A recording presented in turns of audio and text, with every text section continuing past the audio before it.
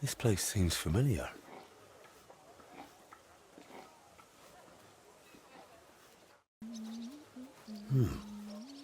This place seems familiar.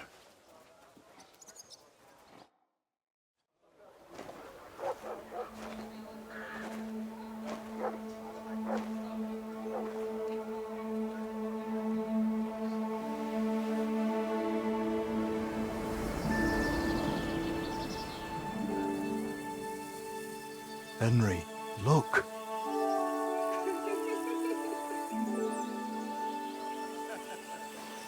I spent the happiest years of my life in this forge.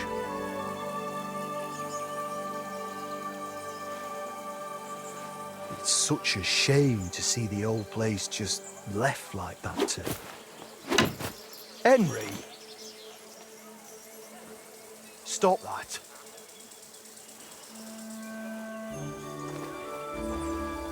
Come on, we still have to go to the market.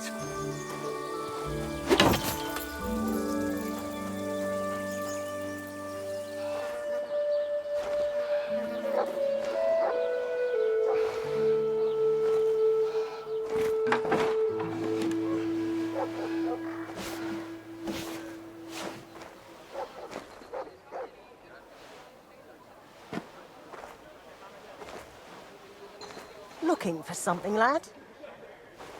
I was just... You won't find nothing here no more. Best move along. Forgive me. It's just that... I remember this forge from my childhood. When I was a boy, my pa, Martin, brought me here. Wait, Martin? My husband had an apprentice called Martin. That was your pa?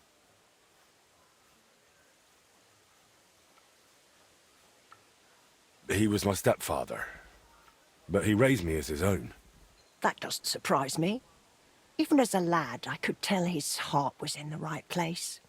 How's he doing? Unfortunately, he died. I'm sorry to hear that. My God, Martin's adult son? Time really does fly. He told me back then he spent the best years of his life here. Aye, aye. Those were good times, true enough. What's your name, lad? Henry. I'm Magdalene. It's a pleasure, Henry. Care to come inside for a chat? I've a fresh pot of soup on the stove if you're hungry. I can't refuse an offer like that. Glad to hear it. Come with me, then. I'm glad you like it. Just like Ma used to make.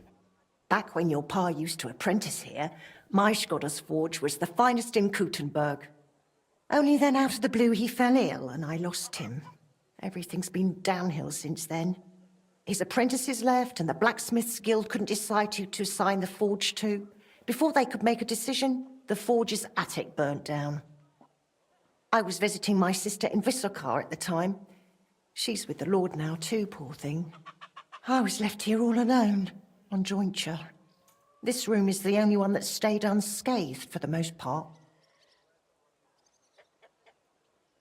How did your husband get ill? Out of the blue. He started coughing, got weak, then lay down, and never got up again. It wasn't the plague, but something nasty nonetheless. I'm sorry to hear that. What can you do? Such is life, lad.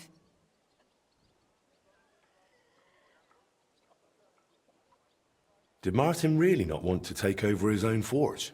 He was just a lad at the time, and taking over a forge is no easy feat. The Guild has its own rules and who to assign it to. How did the forge's attic burn down? How do you think? Someone set it ablaze. Hard to say if it was just some brats or those good-for-nothings from the hole. That's the watering hole next door. But it doesn't matter now, they never caught anyone. All that came of it is that nobody's wanted the forge for 20 years. But look at me rambling on. I'm sure you're not interested in the rantings of some old crone. I am interested. It's kind of you to say that. I keep trying to explain to the Guild that it's not a lost cause. We just need someone who will bring this place back up. But it's like talking to a stone wall year after year. The Guildmasters are too worried about their own business to listen to me. But I'm convinced if we were to find a talented blacksmith, the workshop could be as beautiful as a chapel, like when my old Shkodder used to run it. I could be that blacksmith. You're a blacksmith, like your pa? Christ, of course you are. I should have known. It only makes sense after all. I can get my hands on some coin. And you're right, such a famous forge shouldn't be left to fall by the wayside. If you were to take it over, that would be wonderful. Only you'll have to talk to the guild about it first. They make the rules. I reckon Master Bushek the Elder has the most common sense when it comes to this place. He might be able to help. He has an armourer's workshop in the town hall quarter. Hopefully he'll hear you out. But be warned, from what I know, the guild is careful not to let anyone that isn't from a blacksmithing family into their ranks. So don't mention Martin wasn't your birth father. It would only hurt your chances. Thanks for the tip. I won't say a word. Thanks for the soup. Good luck to you, Henry.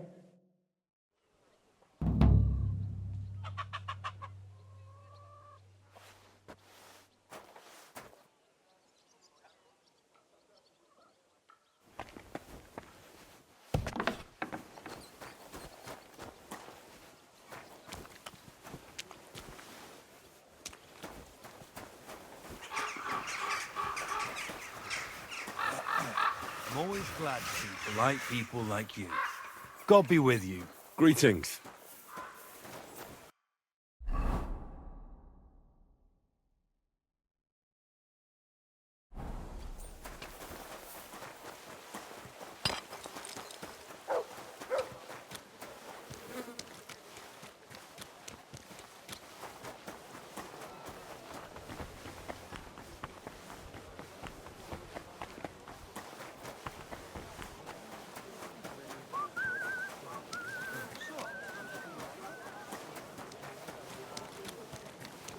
Greetings, friend.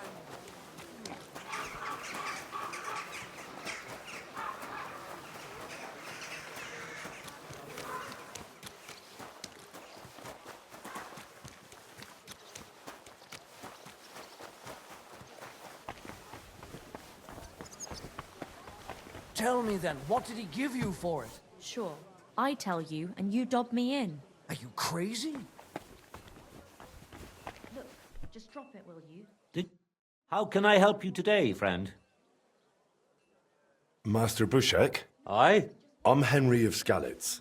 I'm interested in Master Shkodder's old burnt-down forge. I spoke to his widow, Magdalena, about it. For Christ's sake. She didn't pull you in off the street, did she? The mad old crone? Well, more or less. Old age must be sad. All I can tell you about the forge is the same thing I tell Magdalena when she bothers me about it. Even getting the building back into its original state would mean pouring a fortune into it. I'd take care of the money. Aye, but only a member of the Kuttenberg Blacksmiths Guild can work the trade around here. And you're not a member. Could I join the guild? It's not that simple. The guild is a private society made up of Kuttenberg burghers, and the other masters aren't too trusting when it comes to outsiders. So I reckon they won't be too keen on the idea. How could I convince them? That's hard to say. But maybe you'll make a good impression. But first, you'll be required to meet 3 conditions. Which are? First, you have to come from a respectable family. Second, you have to have blacksmithing experience. And third, you'll have to compete the guild's trial. Tell me, Blacksmith, what sort of family do you come from? And what's your work experience? Not only do I come from a respectable family, but a blacksmith's family too. You probably knew my father. Oh? Well, where would I know him from? From here. His name was Martin, and he used to be old Shkodder's apprentice. Wait, Martin? Your pa is Frisky Martin? Frisky? Aye, of course, Frisky. We used to call him that because, well, that doesn't matter. How's he doing these days? I'm afraid he's no longer with us. He was killed during the raid on Skalitz. Christ. I'm very sorry to hear that. When I knew him, he seemed like a good bloke and quite a talented swordsmith. Some of the masters were good friends of his. They were the same age at that time. To tell you the truth, that will likely affect your chances as a contender. As Frisky's son, you'll have a great opportunity to make an impression. So you'd better make the most of it. Well, as far as experience, I helped at my father's forge.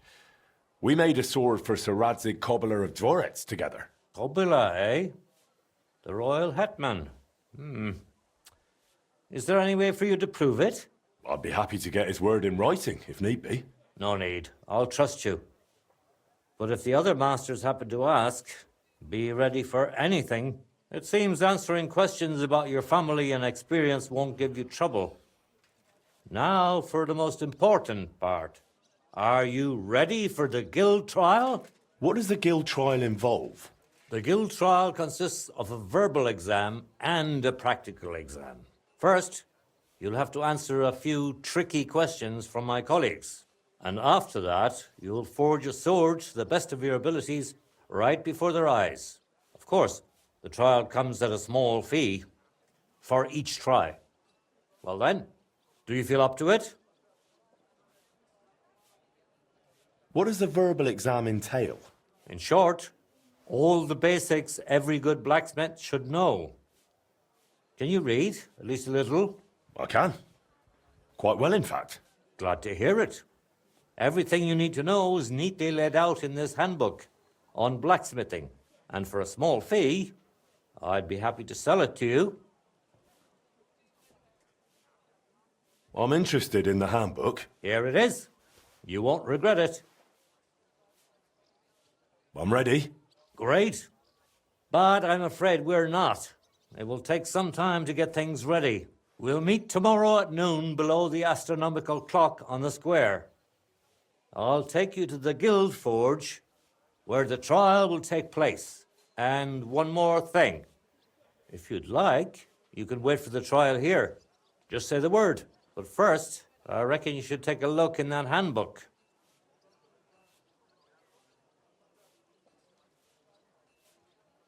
Why was Magdalena bothering you about the smithy? She's used to sticking her nose into everything, even guild matters that aren't her concern. Old Skoda, may the Lord grant him eternal rest, always tolerated it. She probably doesn't want to live out her years in her ruin. And I understand that. On the other hand, it was her choice. We offered her a cottage elsewhere, but she wouldn't hear of it. Said that was her home. Tell me a bit about yourself, Master Bushek. I'm not that interesting. Not much worth telling, really. They call me Bushek the Elder, because my son's taken up the armourer's trade as well, though he's moved to Prague now. I've been in the guild nearly 30 years. I've seen it rise and falter, and constant feuds between the masters. If I've learned anything in that time, it's that there's an answer to every question and a cure for every pain. I try to live by that. Why did they call Martin Frisky? Truth be told, I don't know. Master Skoda came up with it, and it just stuck. He probably called him that because Martin was always hopping around full of ideas and never hesitated to act on them, whatever sort of ideas they may have been.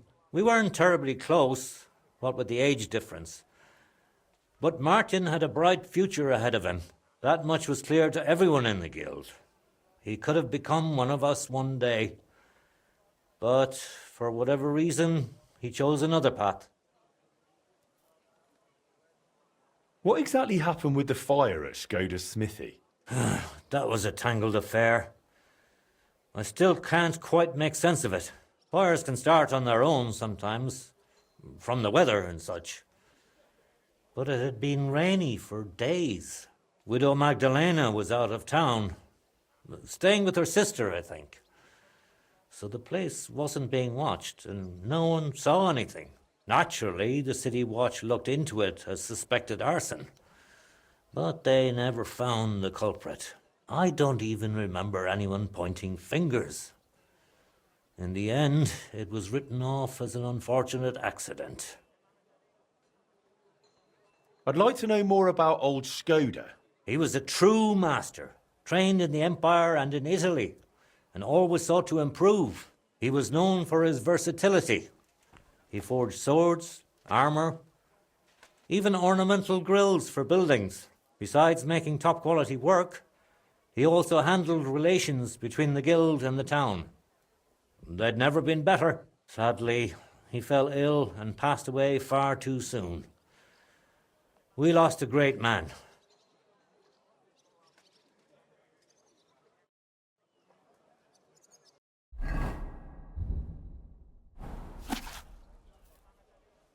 Good day to you. I'll be with you in just a moment.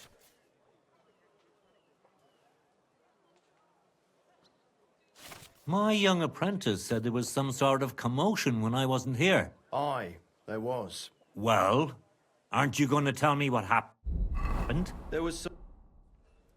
I'd like to wait here for the trial. Very well, then. We have plenty of room.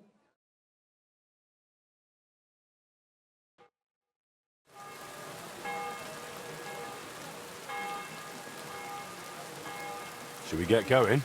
I believe it's high time. Don't even bother looking at that old clock of ours. It's been stuck for 30 years. It seems all the other masters are looking forward to what Frisky's son can do. You'd better make a good impression. Now, the guild forge isn't far. We just passed through the lower market and we're there. Did you get a chance to study the handbook? Of course. I'm Mind sorry. if I test your knowledge a bit along the way? Are sparks a good sign while forging? Yes, they're a good sign. I'm afraid not. It was a trick question. If sparks fly while you're hammering, it's a good sign. Whereas if you're heating the workpiece, it's a bad one. I have one more question for you. Why do blacksmiths whistle while they're hammering? To keep rhythm. Exactly. It's so they can keep rhythm. At least you got this one right. I reckon it wouldn't hurt to take another peek in the handbook before the trial. And good blacksmiths should never stop learning. That too is important to our guild. I have a number of designs of my armor smithy that I collected on my travels throughout the kingdom. It's quite a unique collection. And the best part is, I'm happy to share it with others. Stop by any time. Learn to make something new. Your customers will surely appreciate it, but let's not get ahead of ourselves. Your trial still awaits. Just a little further now.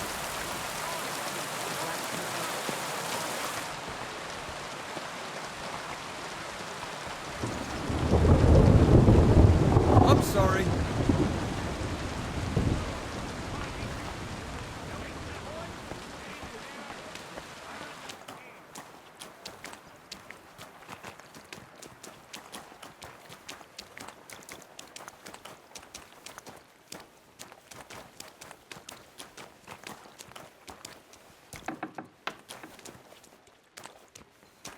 Well then, are you ready for the trial? Henry, are you ready? There he is. I'm ready. We can begin. Honored friends, masters of the Blacksmith's Guild, let me introduce the newest adept of the Master's Trial, Henry of Skalitz. So, this is old Frisky's lad. I can hardly believe it. Aber I do not see much of a resemblance. Vielleicht ein wenig. I do not see it. Aye, aye. Frisky here, frisky there. All that talk about not taking in outsiders, and now you've gone and flipped it all around. Martin was a good bloke and an excellent swordsmith. If Henry here is anything like him, he'd be a welcome addition to the guild. Genau, genau. Look, I didn't know this Frisky fella of yours. I'm more interested to see what the lad can do than who his pa was. We'll see what he can do shortly. Just to be clear, let me repeat what the trial entails. In the first part, the verbal examination, he will receive 3 questions. He must answer all 3 of them correctly in order to pass. If he makes a single mistake, this part of the exam is considered failed, and he won't get a chance to correct himself. After the verbal examination comes the practical one. where our adept skills will be tested. And if he is successful, he'll become one of us. Let's begin with the first part of the trial. Who would like to ask Henry the first question? What's the final step before completing a piece?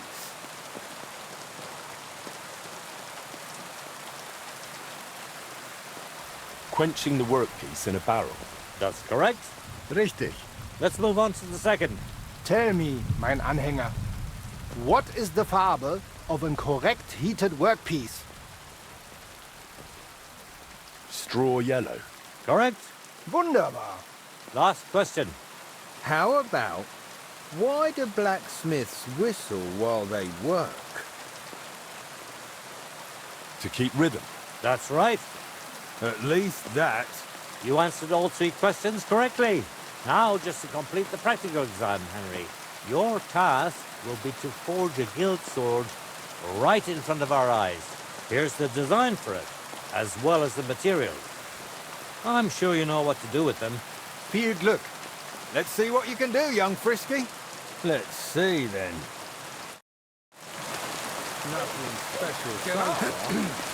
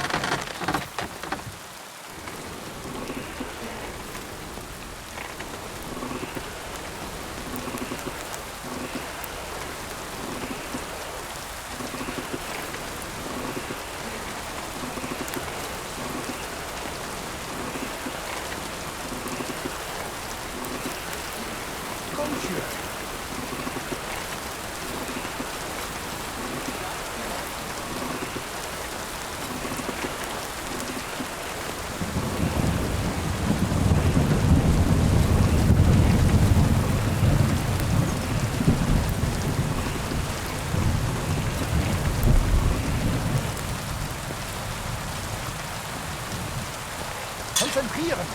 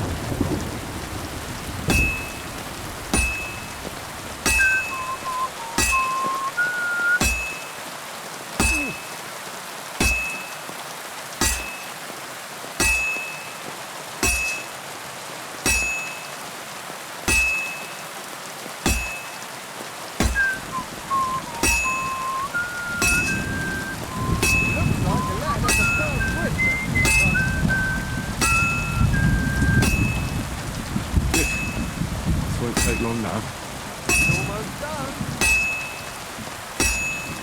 Genau.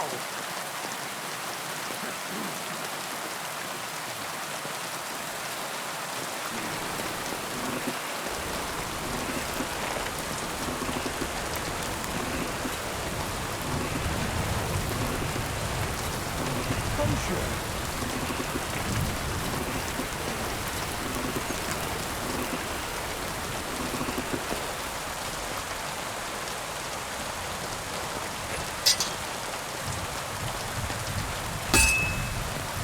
Fine. Now to temper it. Bring it here. Sofort, ja?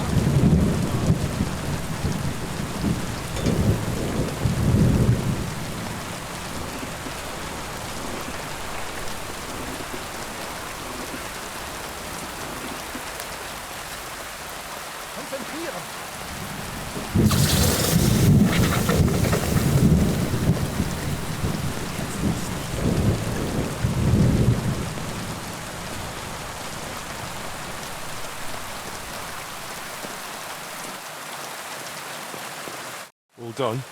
Let's see what you made.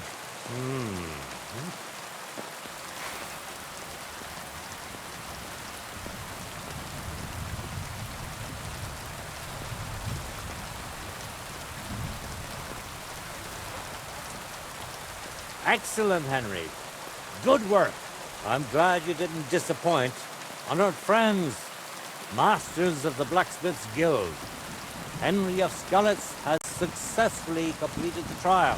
Let us head to the guild hall for the acceptance ceremony.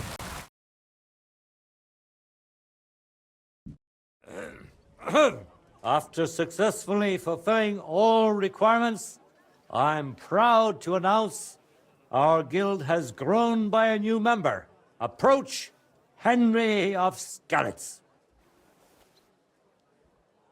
Kneel. Swear for the first time on your honor and by God Almighty that you will defend the interests of the Blacksmith's Guild of Kuttenberg. I swear. Swear for the second time that you will protect all secrets entrusted to you by the Guild. I swear. And swear for the third time that you will always act honestly and God-fearingly to spread the esteem of our guild among the people. I swear.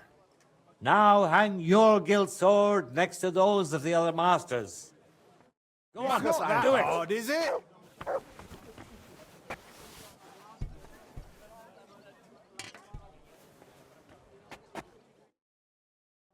Welcome to the guild, Henry. It's now up to you to say a few words. I'm following in my father's footsteps. Even as a lad, when I watched him by the forge, I wanted to be just like him. A real master blacksmith. Today, thanks to you, my dream has come true. And here in Kuttenberg, where Pa spent the best years of his life, I like to think he'd be proud of me. He would be, without a doubt. In any case, from this day forward, Henry is to take over Skoda's forge and repair it. He therefore acquires the right to use it with one obligation, and that is the accommodation of the widow Magdalena. The guild rents her jointure after the death of her husband. That will be your responsibility now, Henry. That won't be for much longer anyway. She's a kind woman. I'll be happy to help her. We'll see about that once she goes poking her nose into everything at the forge. It sounds like you have your work cut out for you, Henry. But like all hard work, the results will surely be worth it. The ceremony is now over. What are you going to do about the gold plate?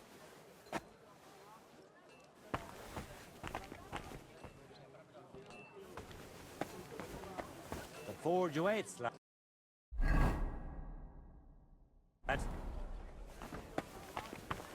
Excuse me.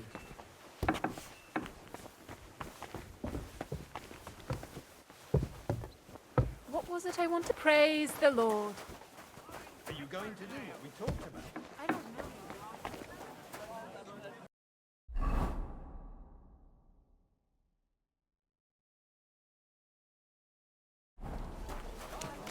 Axes, hands!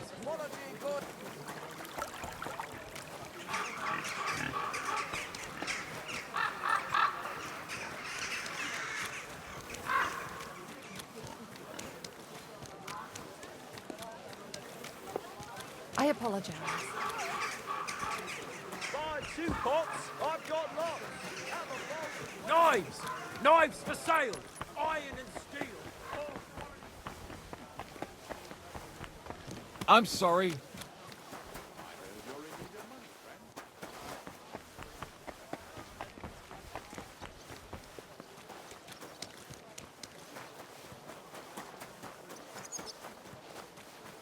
Greetings. People, good people.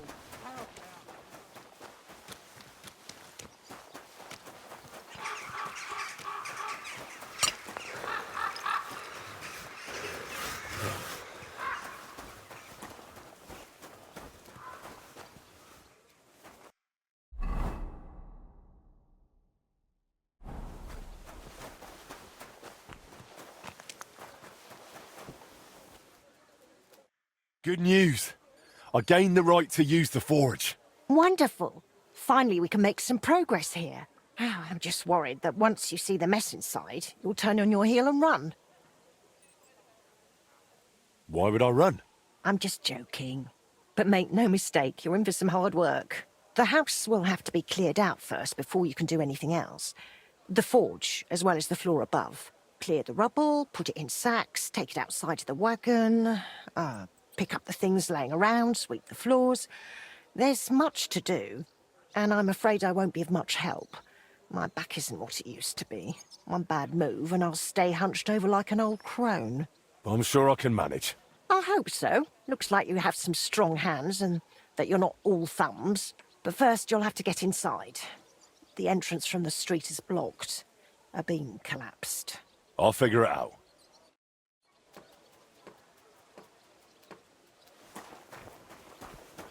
I'll have to open this gate from the other side.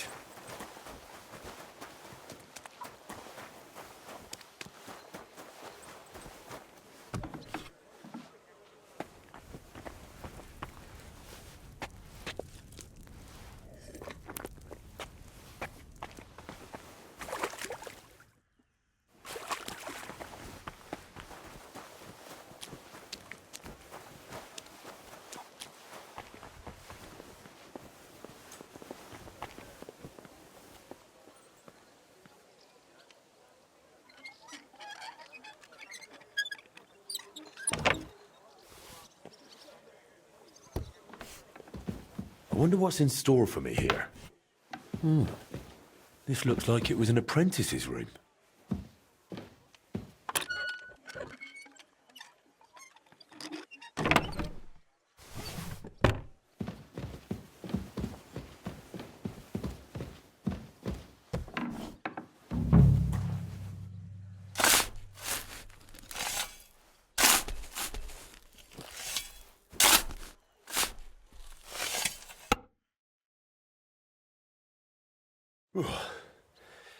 Now just to put it in a sack and take it to the wagon.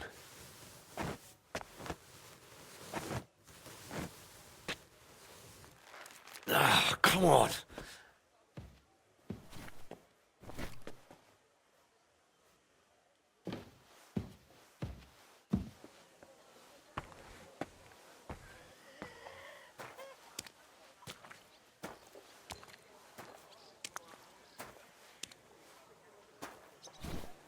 Whew.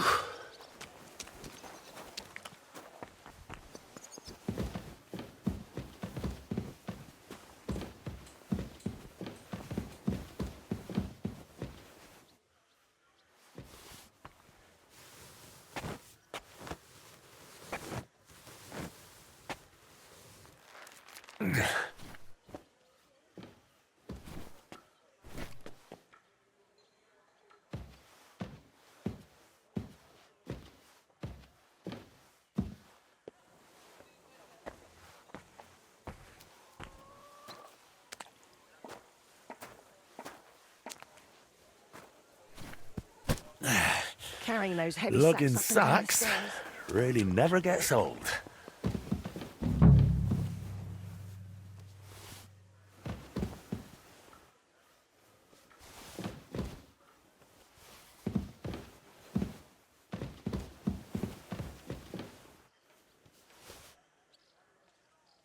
I reckon I can still use these materials.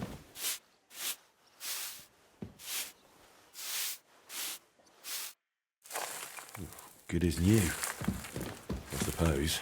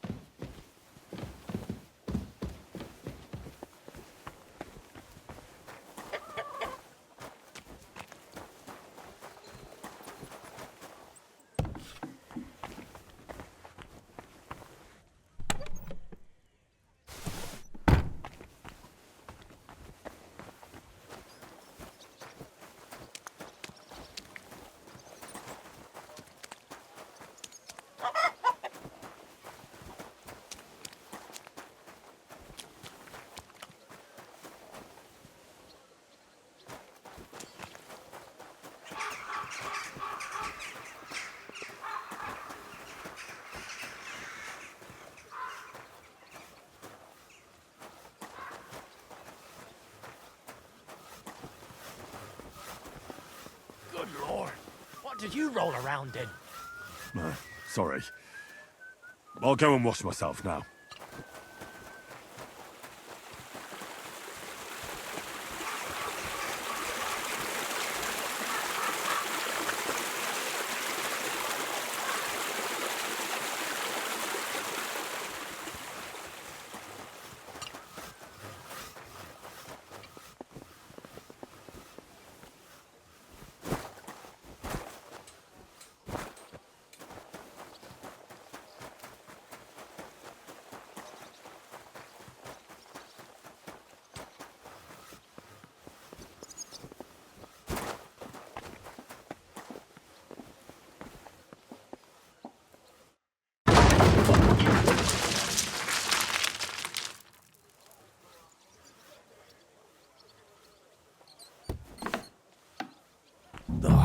You've got to be kidding me.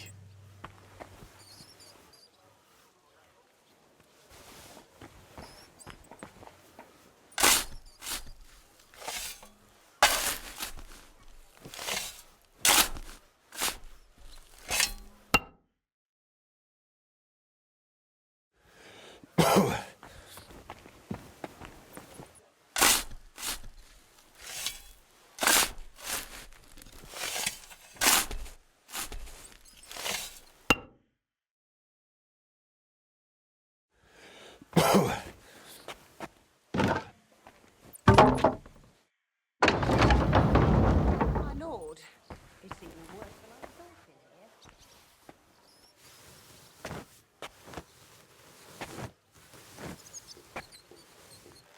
here. Ooh.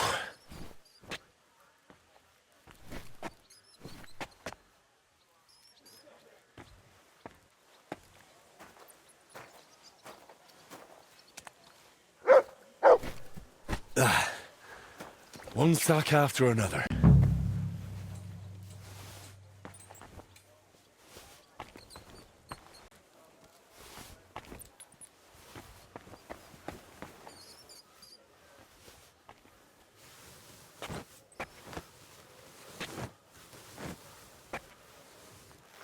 Ooh.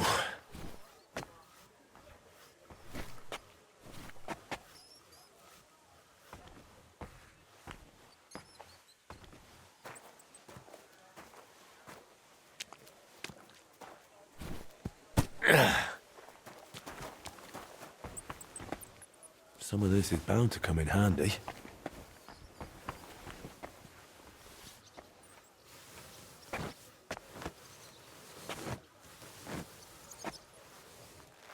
Ooh.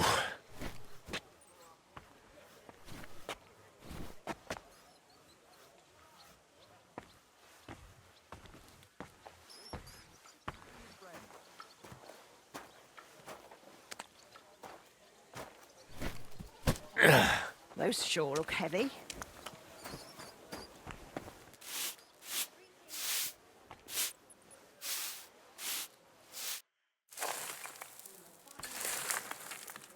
What's this?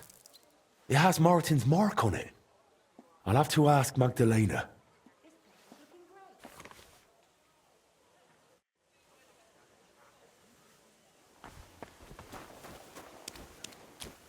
My word, you really are a handy lad.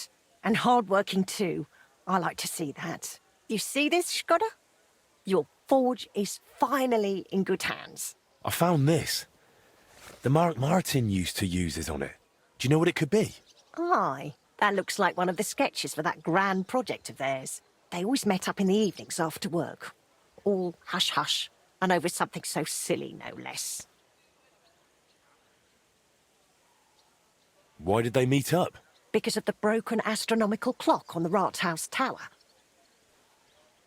Back then, the city officials decided they wanted it fixed, so they asked the masters of the guild to propose a solution. Your pa got all excited about it, then got my old Skoda involved, along with that other apprentice that was here. What was his name? Such a timid, quiet lad. Sakra. Oh, I can't recall, but I remember they did some work on it, but the city ended up changing its mind.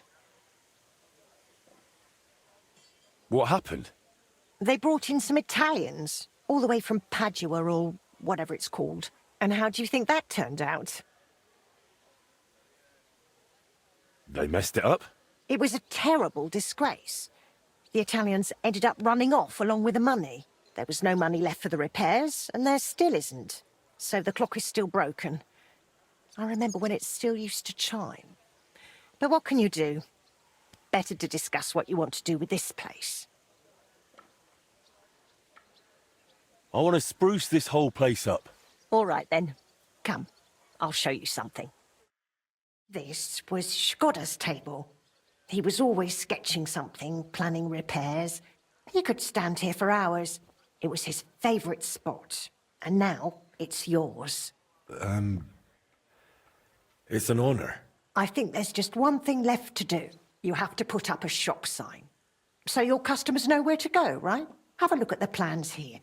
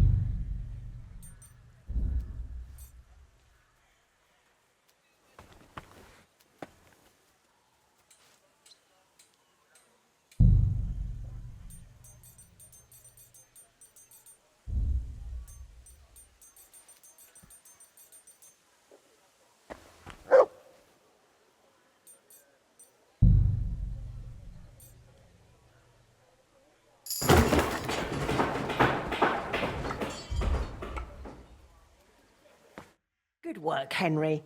I didn't think I'd see this fire going ever again. We'll get this place up and running again. Now that you're officially open, why don't you forge something for me? What do you need? Nothing difficult. My old axe broke. It served me for many years, even after he died. Only now it's all worn down and crooked, so it's not good for chopping. Why didn't you get a new one in all those years? Someone from the guild would surely be happy to make you one. Probably for free. I don't need their charity. Besides, if you're even half as talented as your pa was, this should be child's play to you, no? Of course. You can count on me. And don't forget to sharpen it too. I can't chop with a dull axe.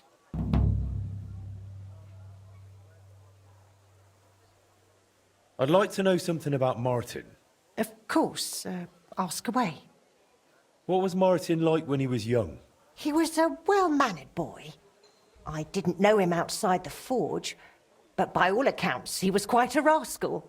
Word was, he never missed a chance for mischief. He was always betting on something. Even tried it on with my Skoda. He eventually talked him into a wager. I don't even remember what for. That he'd leap the brook down on Bach. He took a long pole and said he'd vault right over. It seemed like a clever idea, but the pole snapped in two, and poor Martin plunged straight into the water. Skoda called him Frisky from that day on. How was he at the trade? Better than good. He wasn't a complete beginner when he came. He'd trained under another master first. I can't recall where from. I think he brought a few sketches with him, which he showed Skoda, and the two of them tried to work something out. He wanted to become a swordsmith, and it showed. He really cared about mastering the craft. He spent a lot of time at it. My husband praised him for being able to think for himself from the very beginning. And he didn't hand out praise lightly, let me tell you that. How did you get along with Martin? He was no trouble. Ate whatever I cooked, helped out now and then when it was needed. He was a bit like a son to me, really. Although, he never wanted to talk about his family, where he was born, where he came from. No one could get it out of him. Why did he end up leaving Kuttenberg when things were going so well for him here? If only I knew. One day he was still here, comforting me, saying everything would be all right. And the next day, he was gone. Didn't even take his things. I asked after him at the guild, but no one wanted to say anything. I often wondered if he'd got himself into trouble somehow. But I never did find out what it might have been. And I doubt we ever will. I noticed your brooch. It's really lovely. It's a nightingale. Skoda made it for me for our first anniversary. I used to sing while I worked. And he'd always say, "My little nightingale." It's a real masterwork. It's mainly a keepsake now. Not much of his is left. Just that old axe. And an axe doesn't make the best love token. Tell me more about Skoda. What do you want to know? How did he become a guild master? Not long after our wedding, he passed the guild exam. He was even offered a choice of 2 forges. There were 2 vacant ones. One in town, in the merchant's quarter, where young Matthias is now, and this one. Everyone was surprised he chose this place. But we figured there'd be more space here. And we were right. People didn't mind walking outside the walls once they saw the big, fine smithy we built here. As our smithy prospered, Skoda's influence grew, not just in the guild. He even talked about standing for a seat on the council. But he didn't live to see it. How many journeymen did he train here? Well, not all that many, to be honest. He started with some lad called Janeba from Petch. But the boy couldn't take Skoda's high standards and left. My husband was a strict man. I can't remember a single apprentice who stayed longer than 6 months. Your father was an exception. Him and the Fly. The 2 of them stayed together here 2 whole years. Right to the end. That says something about their skill. They were just fine smiths, and Skoda held them in high regard. What happened after he died? It's all a bit of a blur. I don't really remember that time too well. It all happened so quickly. He fell ill, took to bed, and 3 days later we were laying him out. Suddenly the smithy was full of people. The guildmasters arranged the funeral, the councillors came to offer condolences. The journeyman disappeared without a word. I went to my sister's for a time, and while I was away the roof caught fire. And the rest you know. I was left here all on my own.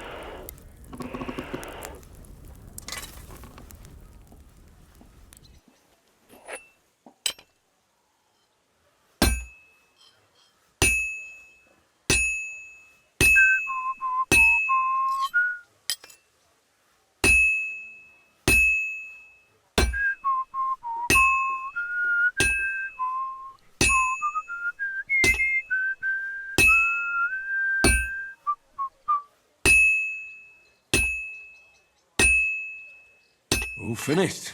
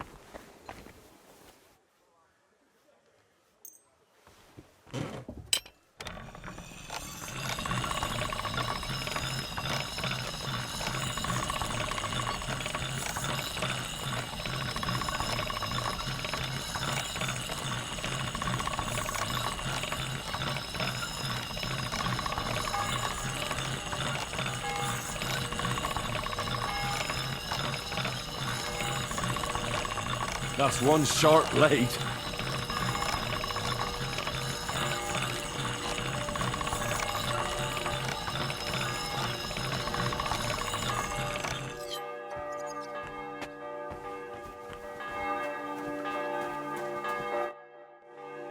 I have that axe you wanted.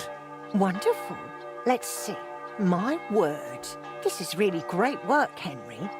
Your customers will be tripping over each other to buy your products. Just be warned. People here in the city care more about the quality of work than in the countryside. If something is shoddy, they'll notice it right away. So, if you mess up a piece while forging and it ends up being low quality, it's best to just make a new one. All right? All right. Word will spread soon enough that locals don't have to go to the city to have something forged. And you'll have your first customers. Everyone around here knows me, so sometimes they might come to me with orders. I did the same for my husband back then. Does that work for you? That works for me. Glad to hear it. As long as it doesn't bother you. Why would it? On the contrary, I'm glad. I'll help out around the house, and I'll be happy to help with this too. I don't get out much, so I have all the time in the world. Oh, and one more important thing. You can also sell pieces you forge on your own, without anyone ordering them. There's a storeroom past the left door under the archway on the street, where you'll find a chest you can put products in, and I'll do my best to sell them. Here's the key to the chest. I'll hold on to the money for the products for you, so feel free to ask any time. Where did you say the chest is? In the storeroom. It's the left door beneath the archway. You can't miss it. You've taken on quite the workload, Magdalena. I don't mind. All the movement keeps me young. In the meantime, you can focus on getting in good with the guild. What do you mean, getting good? The guildmasters are an eclectic bunch. They all like different things. It would be best if you try to be on good terms with everyone. They'll appreciate you, and you'll forge all the more. For example, Boris of Brod loves nothing more than rolling dice. If you offer him a game at the Guildhall, I'm sure he won't refuse. He used to be one of your pa's best friends. He might even tell you about some of their misadventures. I'm not sure I want to know. Oh, yes, you do.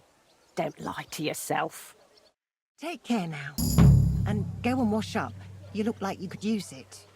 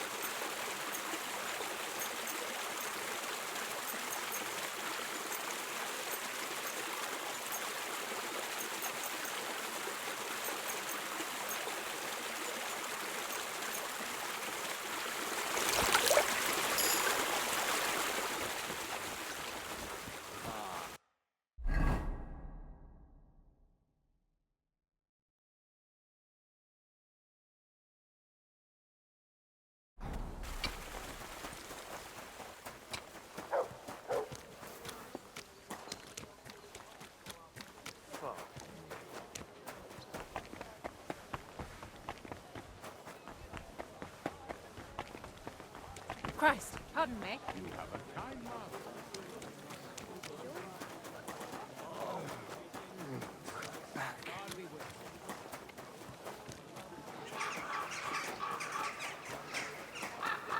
For the love of Christ.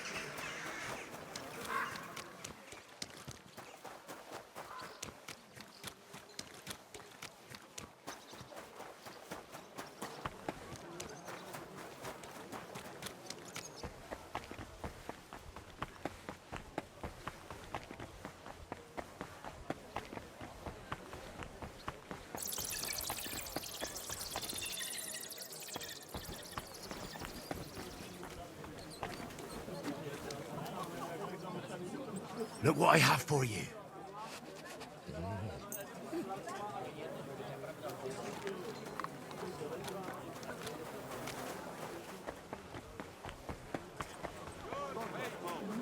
Gather round.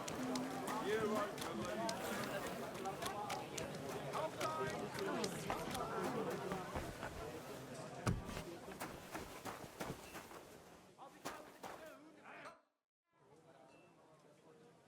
Ah, if it isn't our newest member, Henry. What brings you here? Well, I was just passing by, so I thought I'd stop and greet you. That's nice of you. How's the forge doing? Pretty well. I'll clean things up. Soon it'll be good as new. Well, best of luck to you, lad. Us guildmasters have to support each other, you know? Work together, like friends. By the way, Magdalena mentioned you like playing dice. Aye, that's no secret. Anytime, any place. What about you? You like rolling bones? Of course. Glad to hear it. Fancy a game now? What game would you like to play?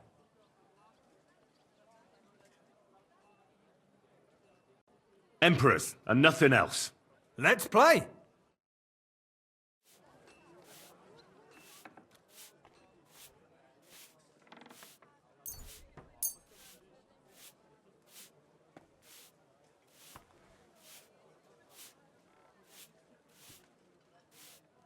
Today's a school. Oh, Fortuna! May the best player win. God bless.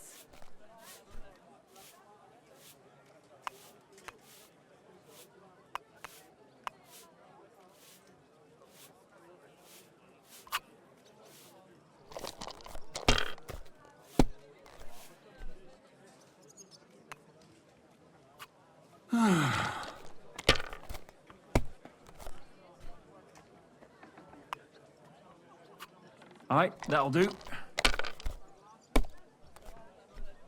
Damn! Shit!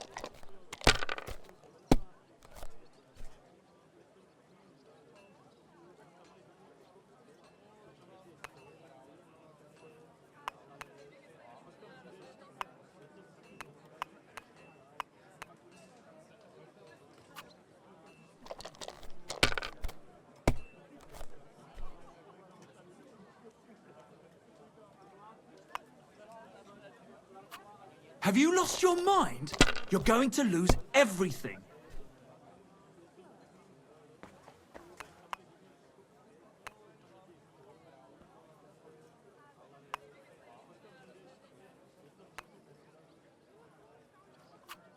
If I was you, I'd take it. What are you after?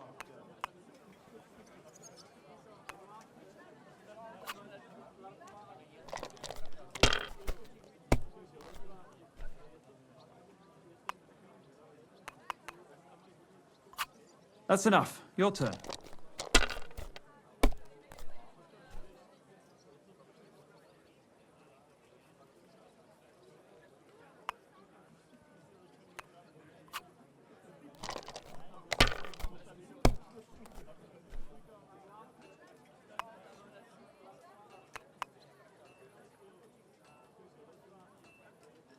I should get going. Well, you're not afraid of anything.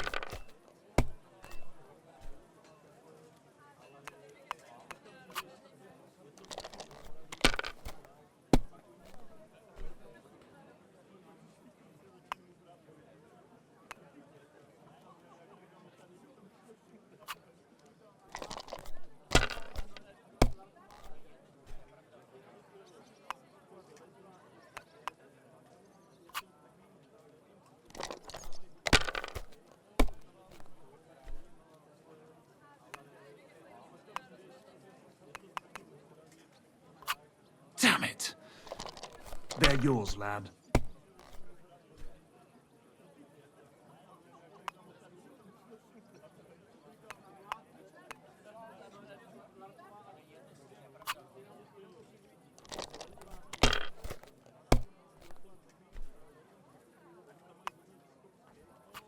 Aye, that'll do.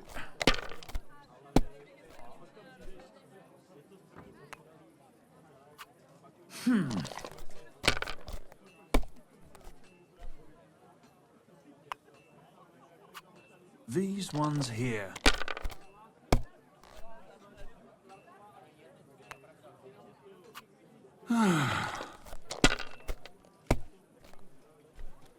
Well, fuck me!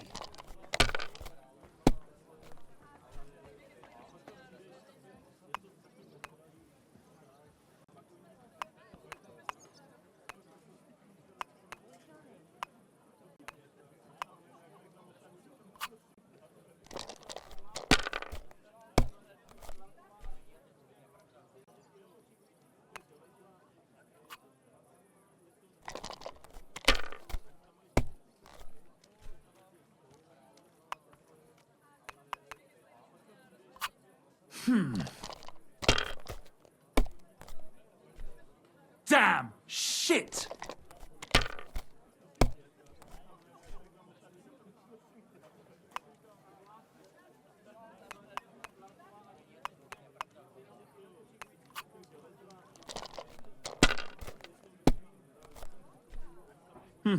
Nothing worth mentioning.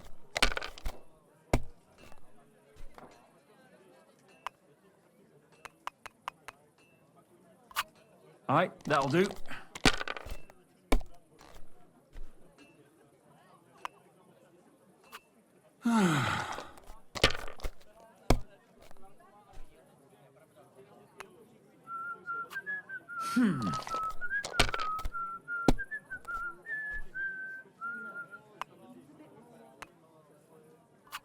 Finished. Your turn.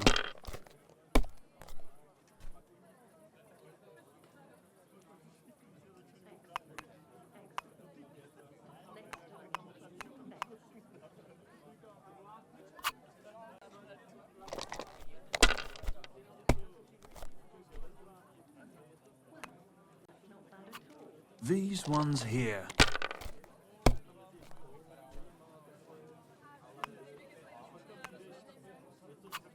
Aye, that'll do.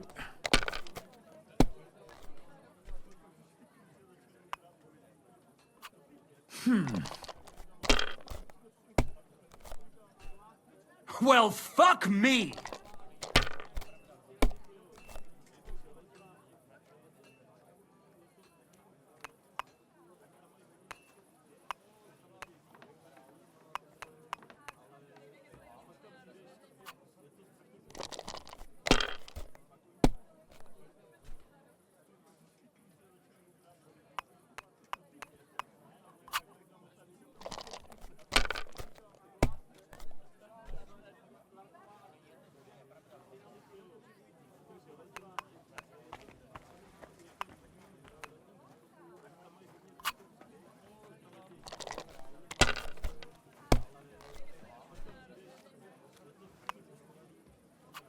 These ones here.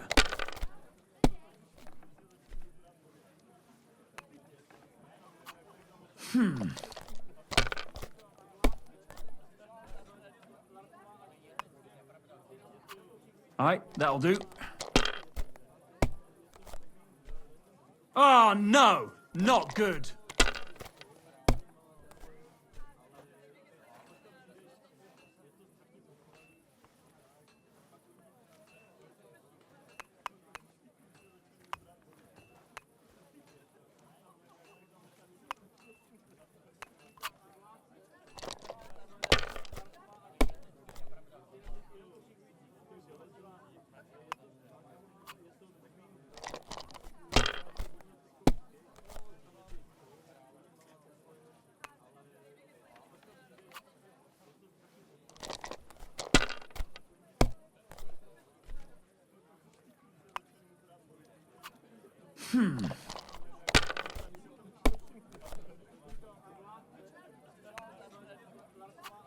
Aye, that'll do.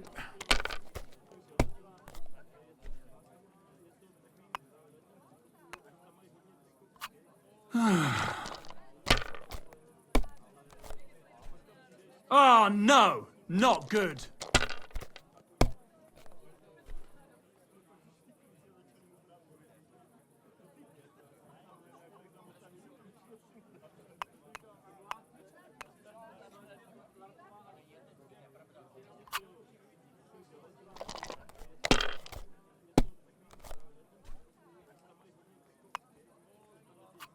These ones here.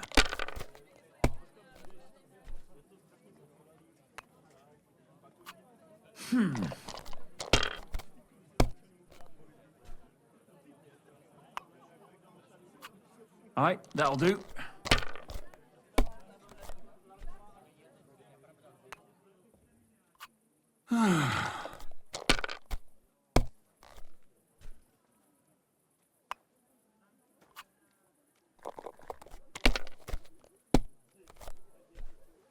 Well, fuck me!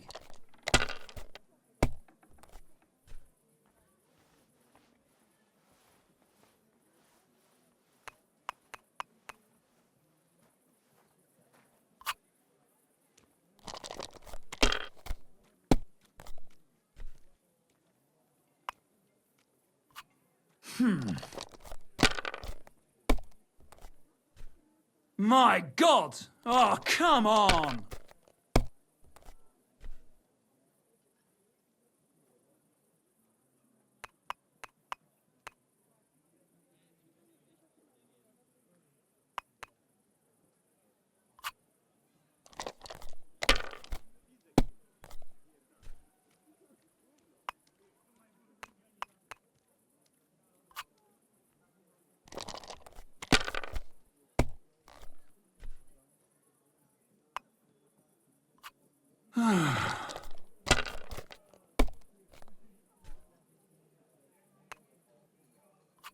These ones here.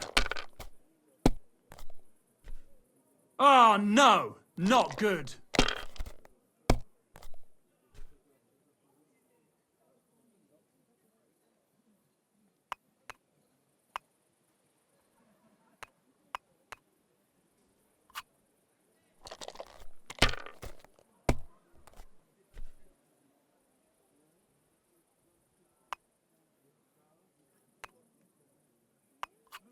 If I was you, I'd take it.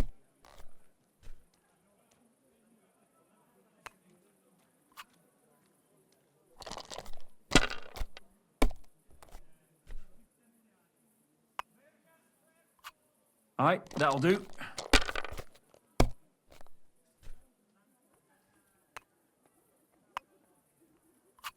These ones here. My God! Oh, come on!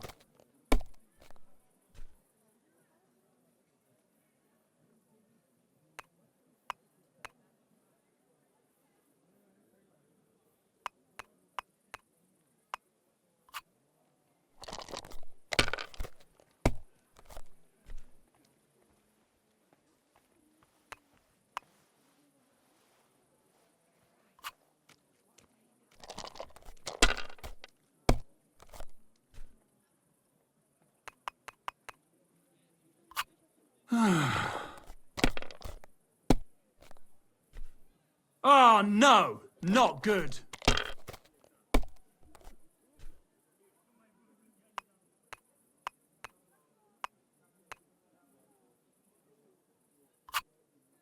My God, what a... Well played. You play a lot better than your pa did. Frisky always had rotten luck at dice. Really? Aye, but he did more than all right for himself in other areas. You know what they say, unlucky at dice. Now listen, I had an idea. When you play dice, you could spread our guild's good name. What do you mean? Players in Kuttenberg and beyond always appreciate it when someone like a guild master plays a fair game with them. It'll help our prestige as well as yours. And I speak from experience. And so you have something to play for, even with some more discerning opponents. Take this. Thanks. And one more thing. When me and the other masters had a good look at you during the ceremony, you seem like the type of fella that's been through a lot despite your age. Am I right? You're right. You could say I'm a bit of an adventurer. And that's just the type of bloke I need. Just so you understand, us fellas at the Guild are craftsmen, merchants. There are some troubles we can't solve without outside help. And now that we have someone like you, we might not have to go looking for it elsewhere. What's this about? A shipment of materials that got stuck somewhere on the way to Kuttenberg. One of our German masters, Klaus Eichner, wanted to discuss it with you. Go and see him. He can tell you more. Wait a moment. I wanted to ask you about Martin. Did you know him well? Of course I did. All the blacksmith's apprentices in the city knew each other. We were one big group. But it was different with Frisky. That was real friendship. The things I got up to with him and Fly. These days, nobody would believe me. I hear he and Skoda tried to fix the astronomical clock. Aye, everyone wanted to back then. But Frisky and Fly said they'd made some progress. But they could have just been yanking my pizzle. Well, I don't think Martin was the type of person to joke about things like that. I suppose you're right. I reckon if he was still alive, he'd still be trying to fix it. Who was Fly? A fella called Stander. He used to apprentice with your pa at Skoda's forge. Folks used to call him Fly because he was always calm, quiet, kind of like a fly on the wall. But when he got pissed off, he could really buzz, believe me. He sounds like he'd be worth talking to.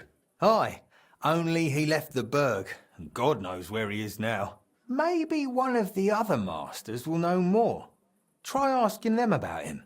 What did you get up to together? Ha! Things that aren't polite to talk about, lad. Girls, taverns, all sorts of nonsense. Maybe I'll tell you sometime, once we get to know each other better. But anyway, don't let me keep you. I'm sure you have your work cut out for you at the forge.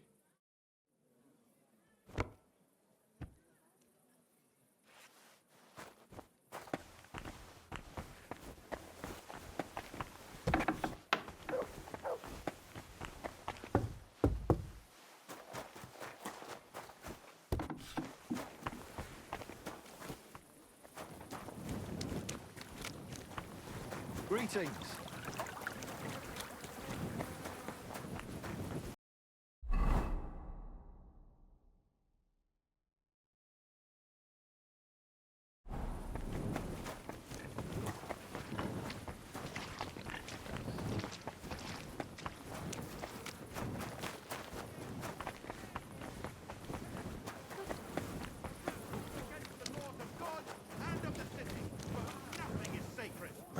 Fixing that. That must have been a superhuman task.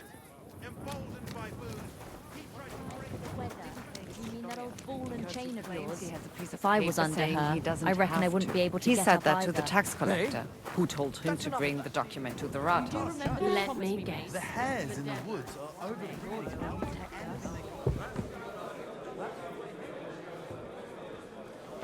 It's supposed to be a celebration of the city. And all that fencing is just a bit of fun. That's all. Greetings. Do you need something?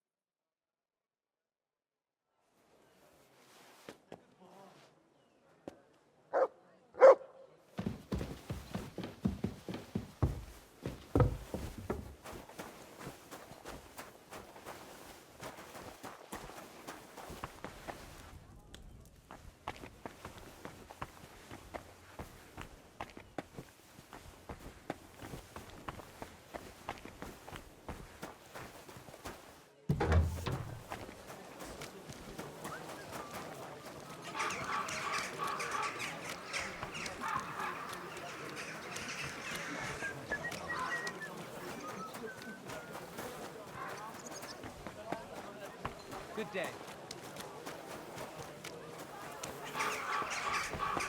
Christ!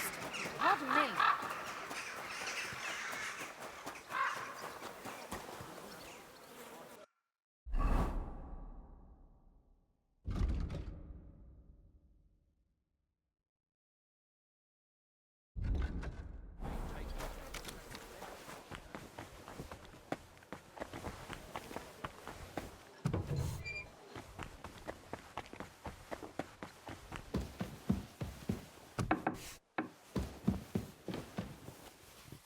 I'm thinking of buying... Schön, dich zu sehen, Gildenbruder. Boris mentioned you wanted to discuss something with me. And what is it he told you? Not much, but I understand you're having some sort of business troubles. Good, good. But before we speak, I have to ask you something. And please be honest. Is Martin the blacksmith really your father, junger Mann? Why do you ask? Don't you believe me? Ich möchte dir trauen, but I have a good memory for faces. And to tell you the truth, you do not resemble your father much. Martin was the one who raised me and taught me the craft, but he wasn't my real father. You're right. And you admit this freely, even while knowing the regulations forbid bastards from becoming members of the guild? My father would vouch for me, were he still alive. He'd want me to carry on his legacy. Well said. The wishes of the dead do indeed bear weight. Nevertheless, do not mention this to anyone else. Not everyone may be so understanding, and may wish ill upon you, Junge. Now please follow me. We can discuss the rest in private. Ach ja. It is always easier to think over a cup of wine.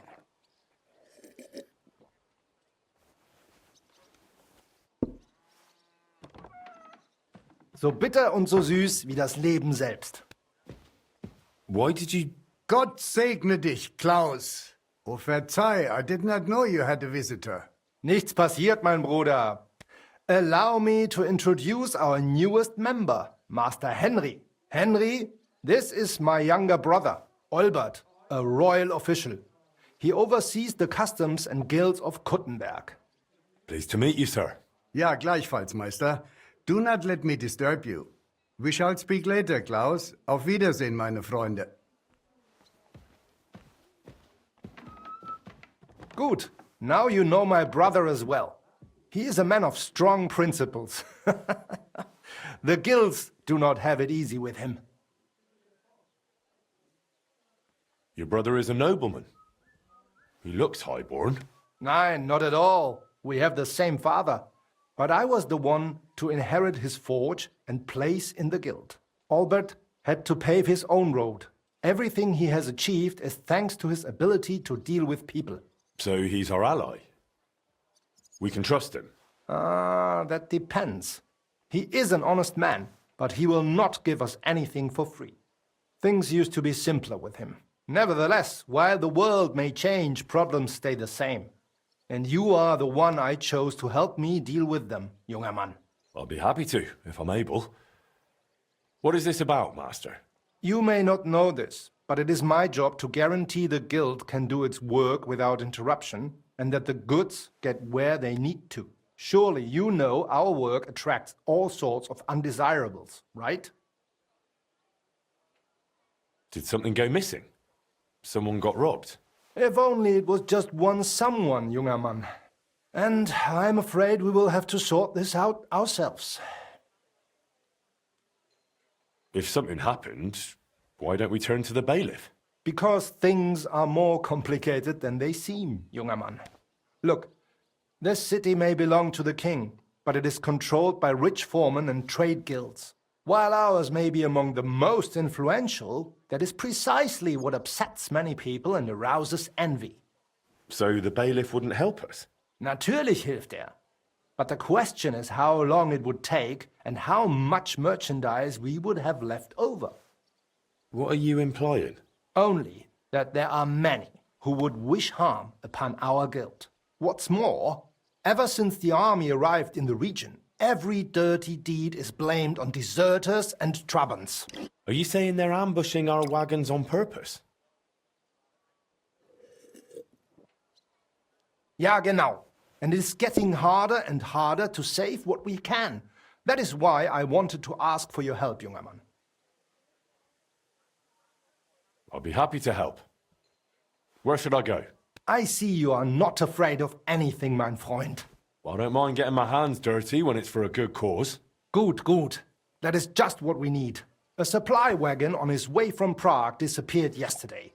It was likely attacked. It is some rotten luck. There was nothing particularly valuable, but the foreman had guild documents with him for transferring property. Do you suspect someone? Hard to say. I do not know yet. But those documents will cost us dearly unless we get them back, assuming those blackguards have not already burned them. So you think there's more of them? Ja, das stimmt. I would guess they have a camp somewhere nearby. I understand. I'll have a look around and try to find those documents. Gut gemacht. Tell me, how do you plan on doing it?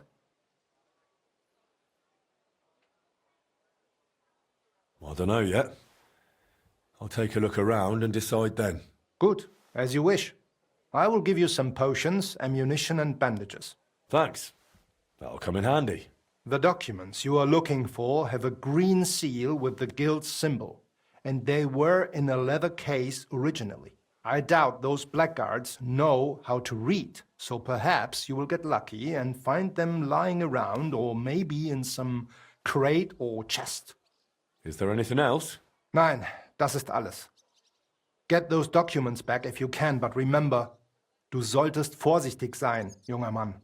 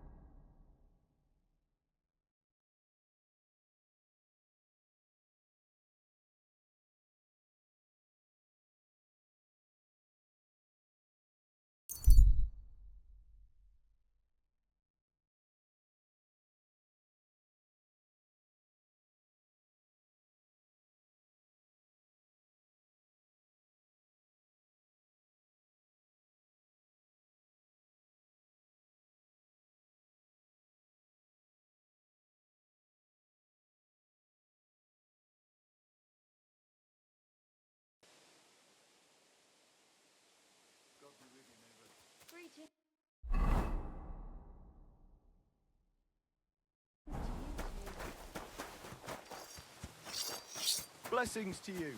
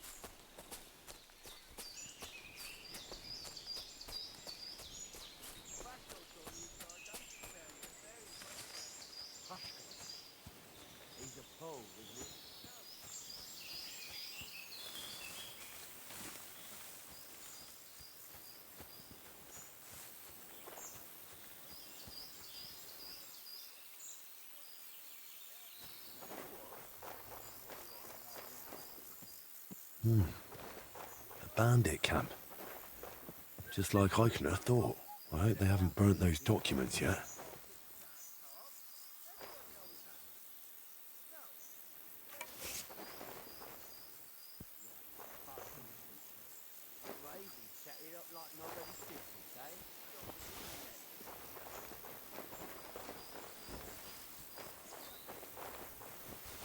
Ow! Kurva!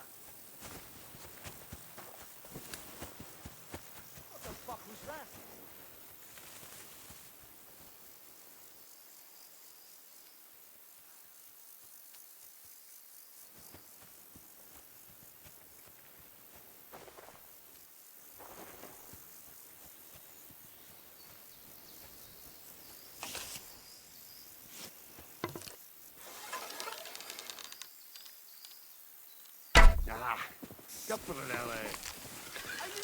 Everyone here! We got a pest here! Get over here! We've got an intruder! Jesus Christ! Alert! Alert! What do you think you're doing? Fuck you, whoreson! Ah! Oh! Ah! Ha! Don't surrender on me! Show your stuff! Ha! Slice him up!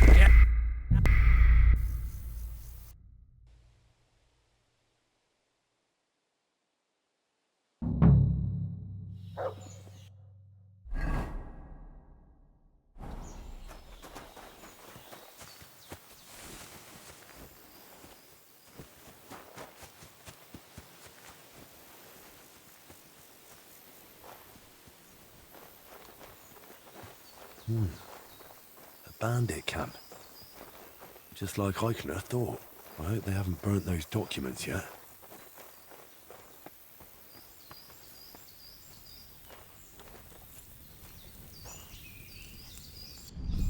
Hey! Fuck off! This is your end, you wretch! I've been waiting for you.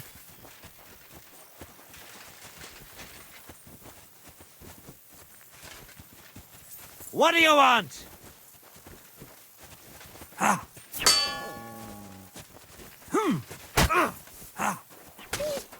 But do it!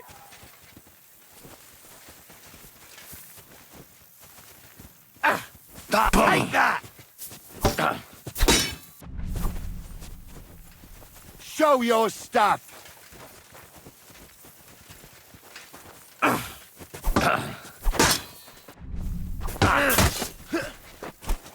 Come on then!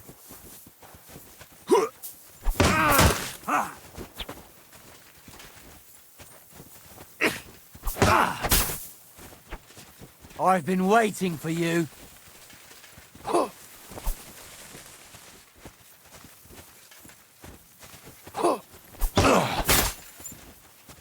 I'm all yours!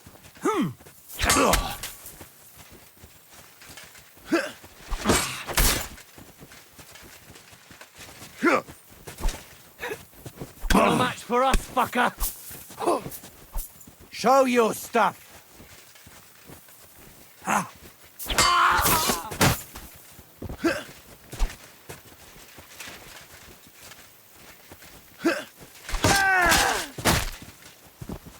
What do you want?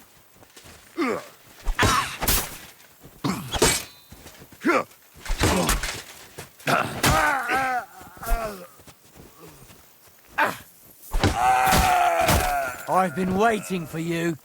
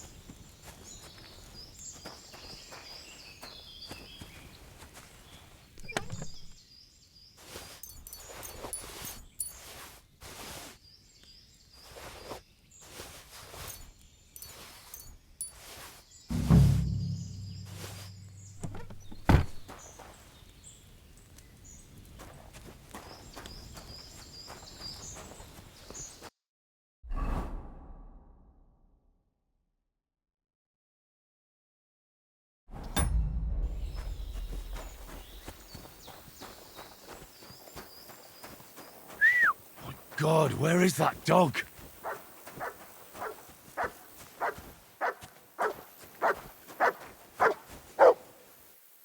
You're my doggy, eh? Look what I have for you.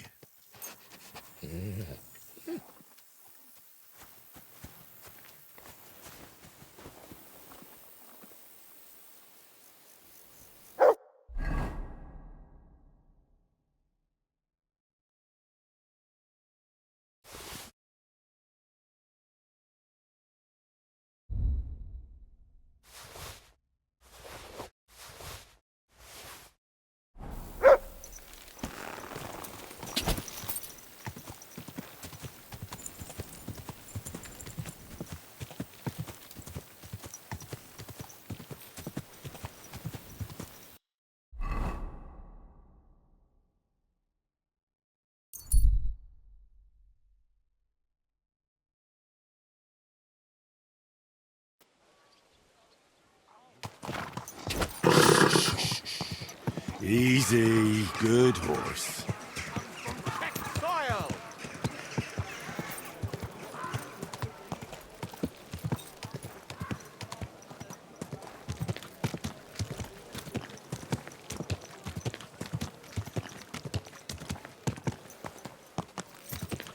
Whoa!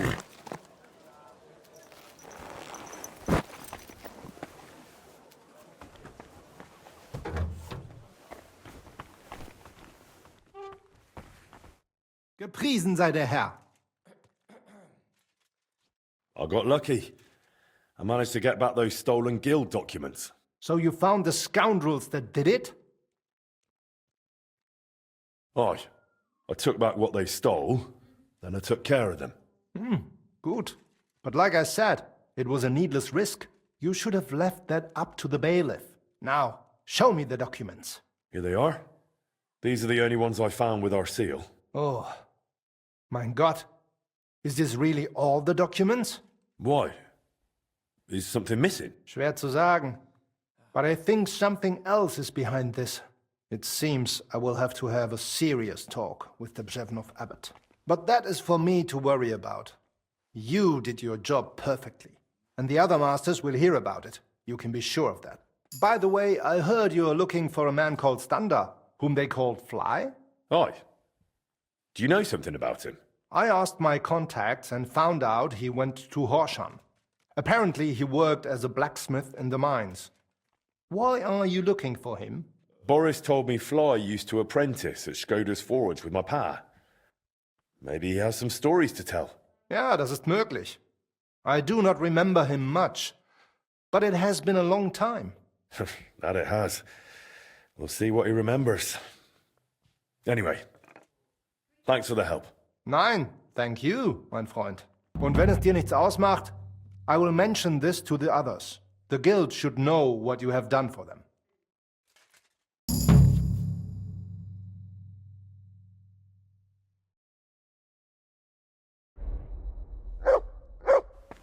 From the kitchen.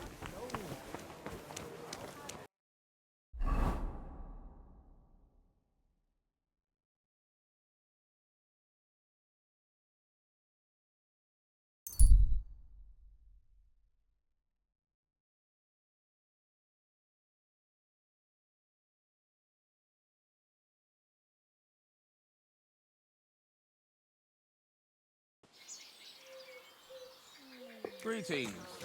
And with you?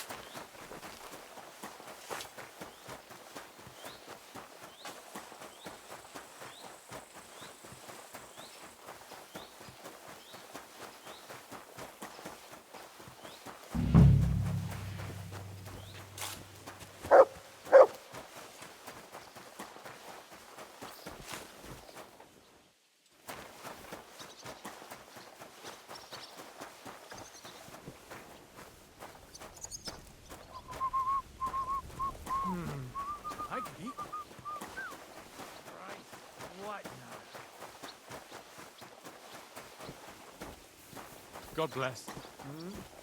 Good day.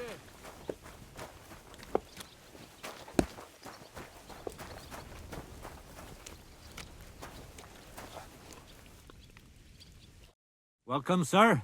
What can I do for you? Are you Blacksmith Stander? No, I'm Honza. Stander worked here before me. Then he messed up his hand and couldn't smith no more. So I got the job. And do you know where I could find him? He started working the shaft as a regular miner. He lives nearby in the miner settlement. Farewell.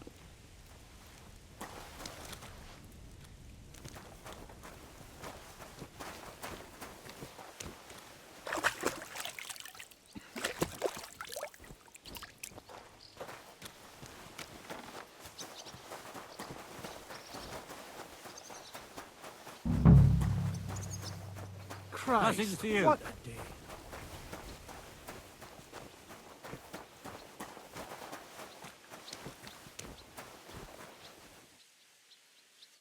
Are you Stander? Who's asking? Henry. I'm Martin's son. He used to apprentice with you at Skoda's Forge. Martin? Christ, I haven't heard that name in years. How's he doing these days? I'm afraid he's no longer with us. Ah, I'm very sorry to hear that. We used to be best friends. So I've heard. Christ, what a day. What a day. Is that what you came here? To tell me he's dead? Well, I had to tell you, but I also have something to ask of you. All right, but this isn't the best time, to tell you the truth. Why? What's going on? I don't know if I can... Oh, but you are Martin's son. It's not like I have anyone else to talk to anyway. I'm in trouble. Big trouble. I fell on some hard times as of late, so I borrowed some money from one of the guards here. I had to sign a contract with him. I was going to pay him back today, so I went to see him, and now he's claiming I'm late. I paid back what I owed him, but he says if I don't pay him the interest too, he'll break both my arms. He says it was all in the contract I signed. I can't read, you see. He swindled me. There's no way I can get that much money in time. Say, Henry, I know it's a lot to ask, but you look like a tough bloke. Could you try to convince him to take pity on me? Where can I find the fella? He's out patrolling on the road. He's a catchpole. And you can tell he's a moron at first glance. Christ, I hope nobody heard me.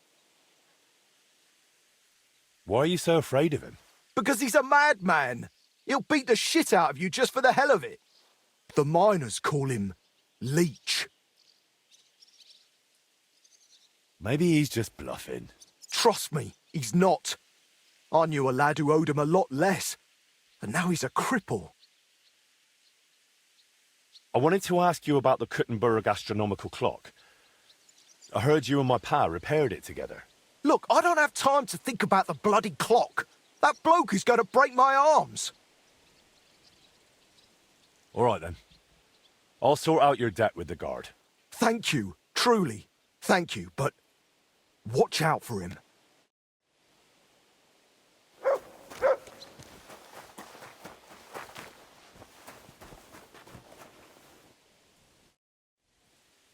Stander said you want some money on top from him.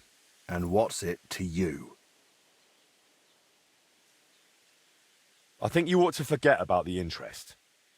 What you originally lent him, Stander already paid back. Why break his arms over a made-up debt? What sense does it make? So people will fear you. In the end, that'll only bring you trouble. And what if some superior of yours finds out? You think they'll be pleased? You'll be the one who ends up paying for it. Well, you're probably right. All right, then. Stander repaid his debt to me. Here's the promissory note. And tell him he's off the hook.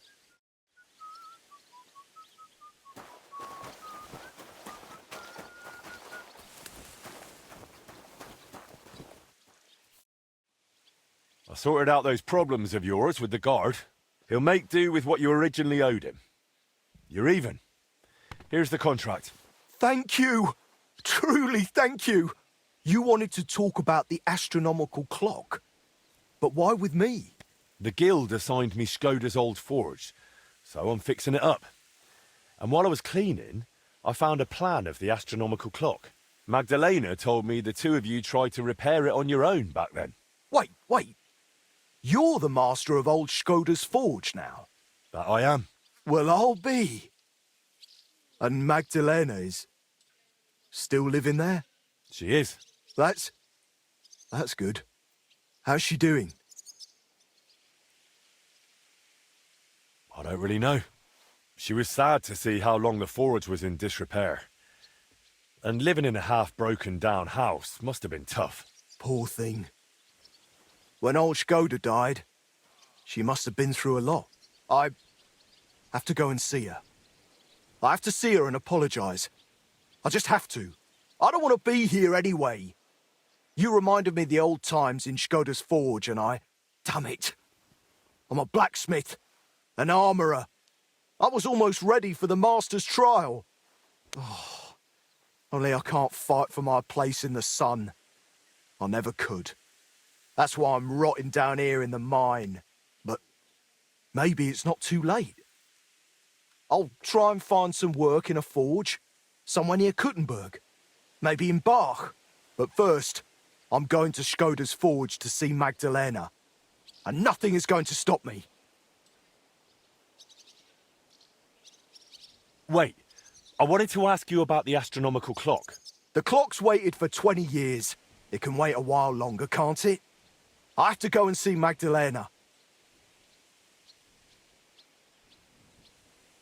All right, suit yourself. We can go together if you'd like. It'll be faster. Great idea. Let's go.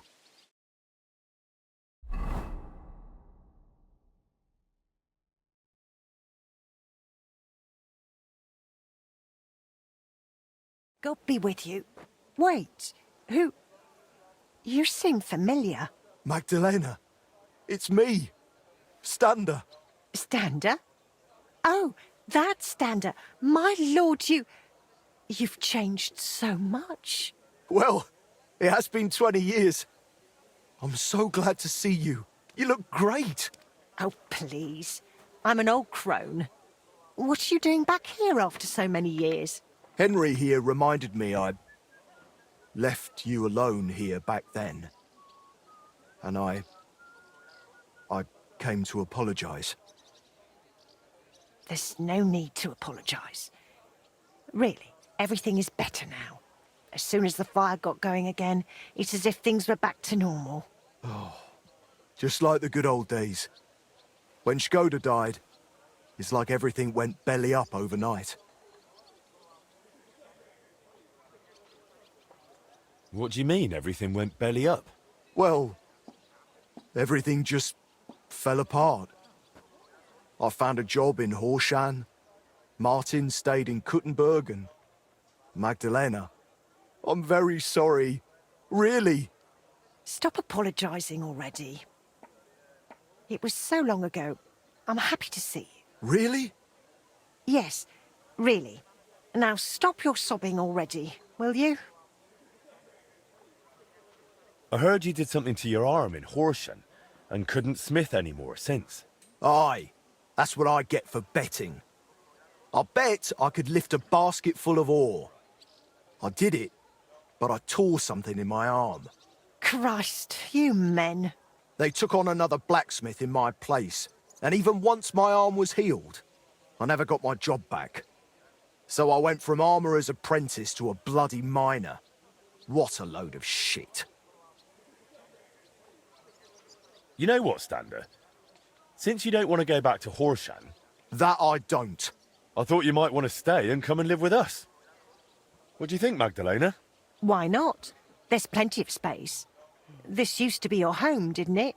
Why, That's very kind of you, but... I wouldn't want to get in the way. Oh, please. You won't be in anyone's way. You can help me out at the forge from time to time. What do you say? I don't know. Like I said, I could just go to Bach. It's no bother. There's no need. Stay here. Thank you. Thank you. And I'm sorry. Stander? How far did you get with repairing the astronomical clock? Pretty far. We went to see the clock, found what wasn't working, and started making the parts needed. Aye. I remember the sound of hammering long into the night. We hand-forged gears for the mechanism we wanted to set the clock to. I suppose you could call it the metal heart of the clock. It was a hell of a lot of work. Then we hired a goldsmith's apprentice to put the whole thing together. He was a canny lad, only he turned out to be a right bastard and ended up fleecing us. I didn't know that. What did he do? He decided to fuck us over and sold the machine to some rich burgher. The lad told him it was some ancient artifact, and the bloody fool ate it up. Martin gave him a proper beating for it, but it was no good. The machine stayed with the burgher, and shortly after that, Skoda died, and the whole thing lost its meaning. Maybe I'll manage to fix it up. You sound just like Martin.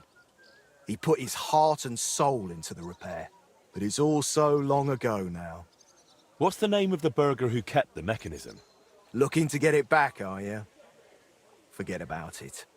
Martin tried it back then, and it was a wonder they didn't call the catchpoles on him. Well, it's been 20 years. Maybe his family doesn't even know what they have. I doubt it, but it's worth a shot. His name was Vetter, German fella. His house was across from the rat house in the lower market. Aye, but old Vetter is long gone. His son works as a scribe now. But the heart is just the beginning. You'll need other parts too. We had plans for them, but God knows where they ended up. Do you know by any chance? I have a bunch of Skoda's old sketches. Remind me later, Henry. My memory isn't what it used to be. Where can I find Vetter, the scribe? Either at his home or at the Rathaus. His is the last door on the gallery in the courtyard.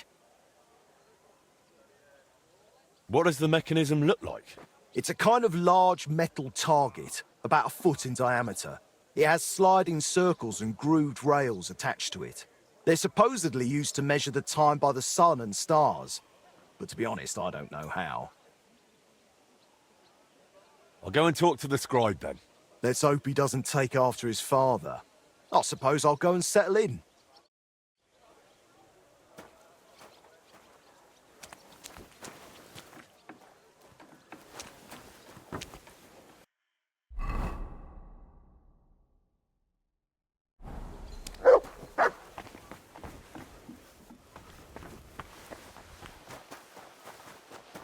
Can I have a word, Master? Is there something I can do for you? Ah, I see the... Aye. Ah, And what? nothing. All right. Glad when you're done. Aye. Like I...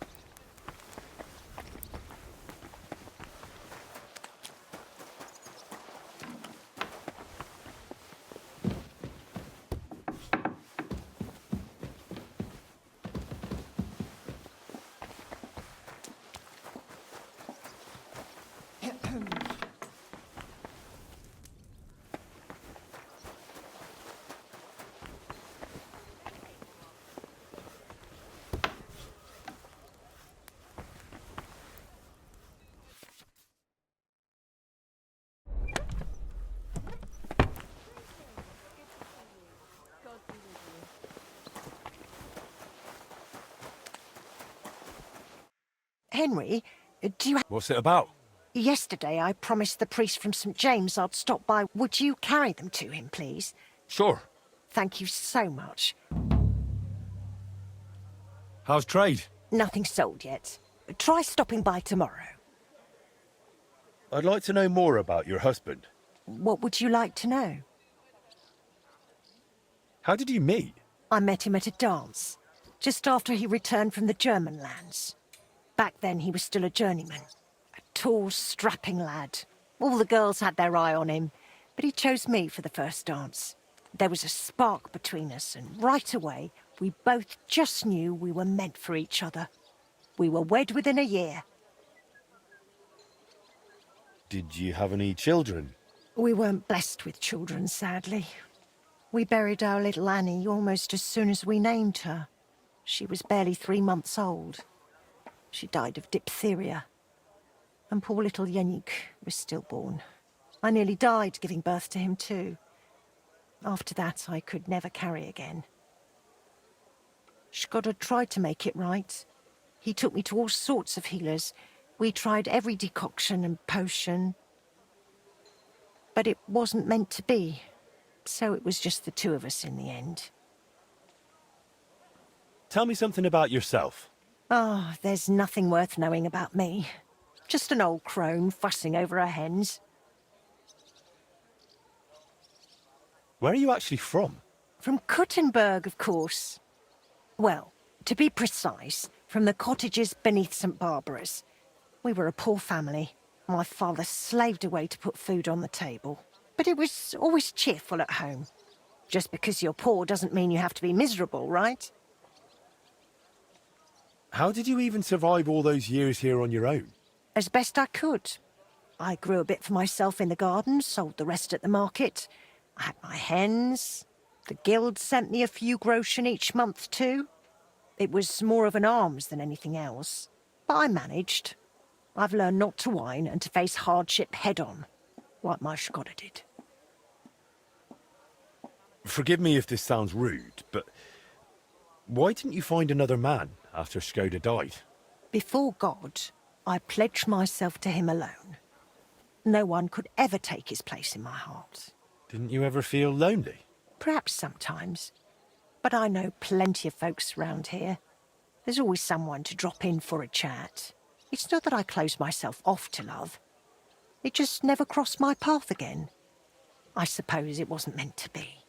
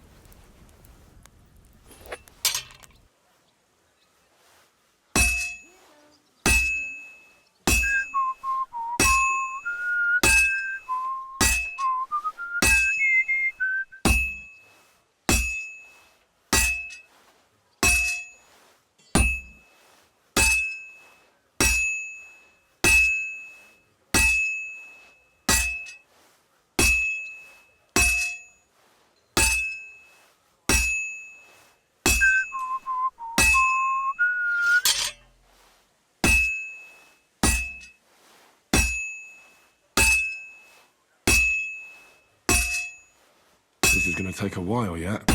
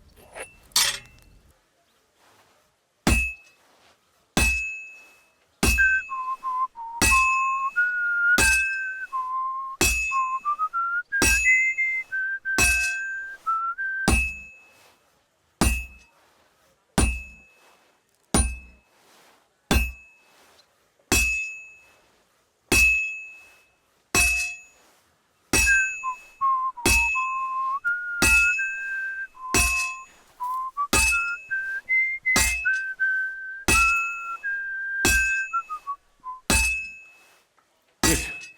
This won't take long now.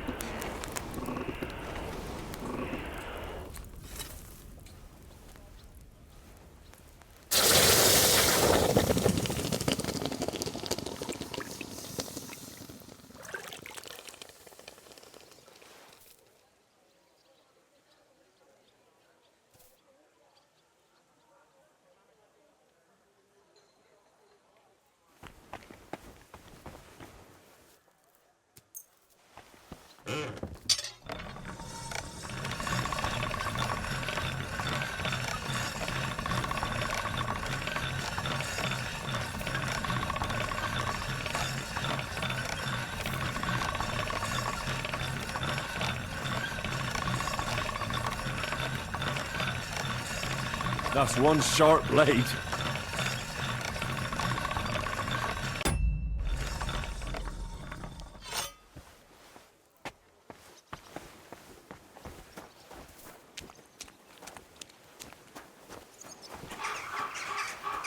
Greetings to you.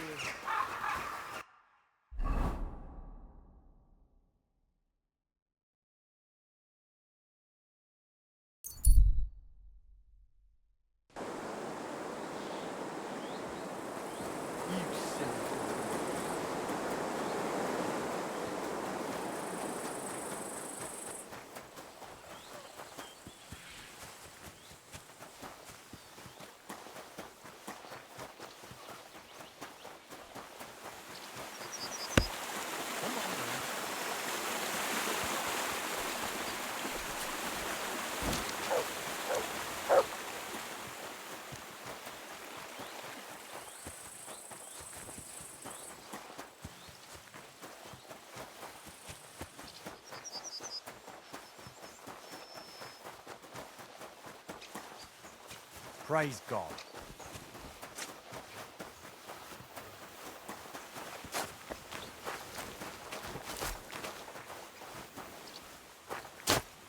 Good day to you. I made that hunting sword for you. Oh, that's great news, Master. Let me see how it turned out. My word, thank you. This looks like it'll last a while, not like the last one. The fool I was. I bought it from some odd bloke below the city walls. Only he didn't look like he was from the Blacksmith's Guild. And no wonder, judging by how things turned out. I wanted to teach my lad to carve a whistle, and crack! The blade broke in two.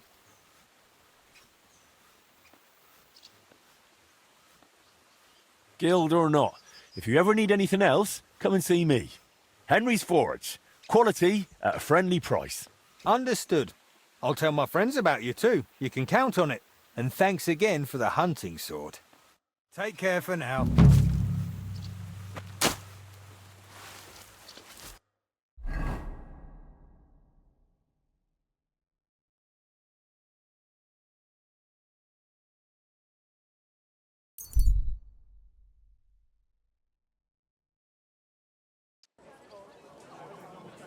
Last chance.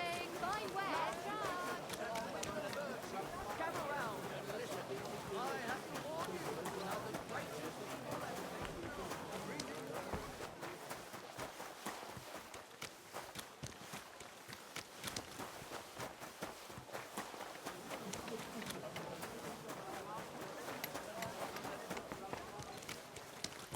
Every stone and every beam is a symbol of our faith.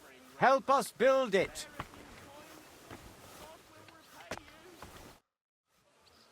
Praise be Jesus Christ. Forever and ever, son. What brings you here? I brought you eggs from Magdalena at the smithy. Thank you, son. You must be our new blacksmith. I'm Henry. God bless you for taking on the renewal of that wretched place.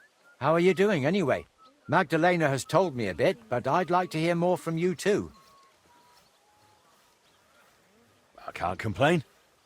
If it keeps going like this, the smithy will have been worth all the work. I'm glad to hear that. And have you thought yet about making a contribution for a divine cause? What do you mean? As you see, I'm trying to raise coin for the completion of our sanctuary, and without the help of worthy townsfolk like you, I can't manage. All right. And how much do you need? As it's written in the letter to the Corinthians, every man according as he purposeth in his heart, so let him give, not grudgingly or of necessity, for God loveth a cheerful giver. And not only God loveth a giver. If you help with alms now and then where it's needed, people will talk about it.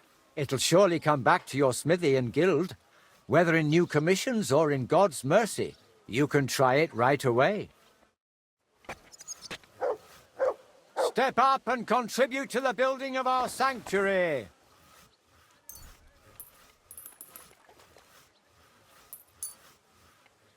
Well, every groschen counts. Thanks, son.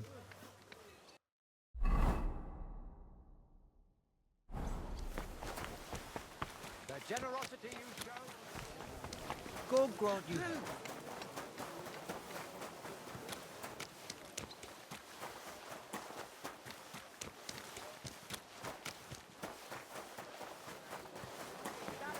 And all men in his image, so they can't be all that bad. But that's just what Who they knows want if you it can to think. still be repaired? They're the ones claiming it in quality scrap, wrong right. Last chance. People! Good people! Move out for suffering.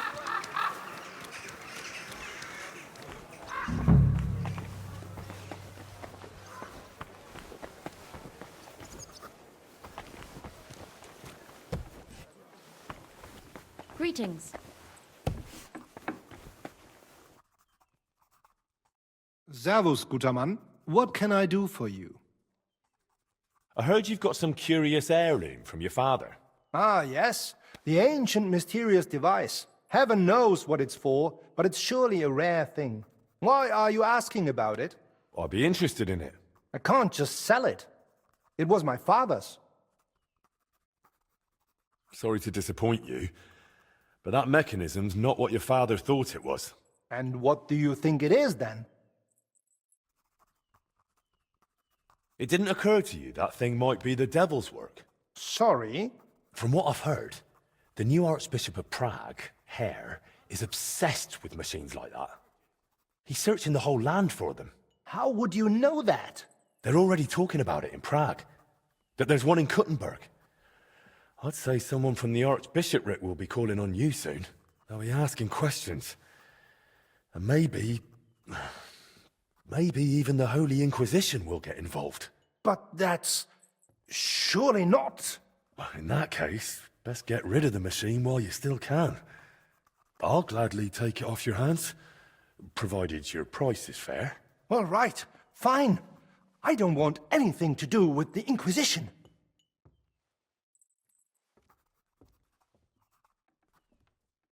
All right, I'll pay you for it. The machine's yours. I'll go and get it.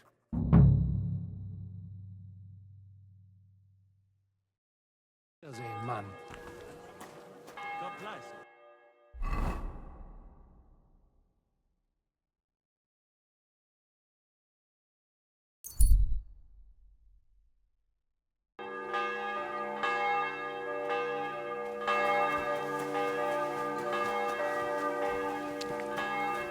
I ought to put the heart of the clock on display somewhere. That table by the wall should show it off nicely.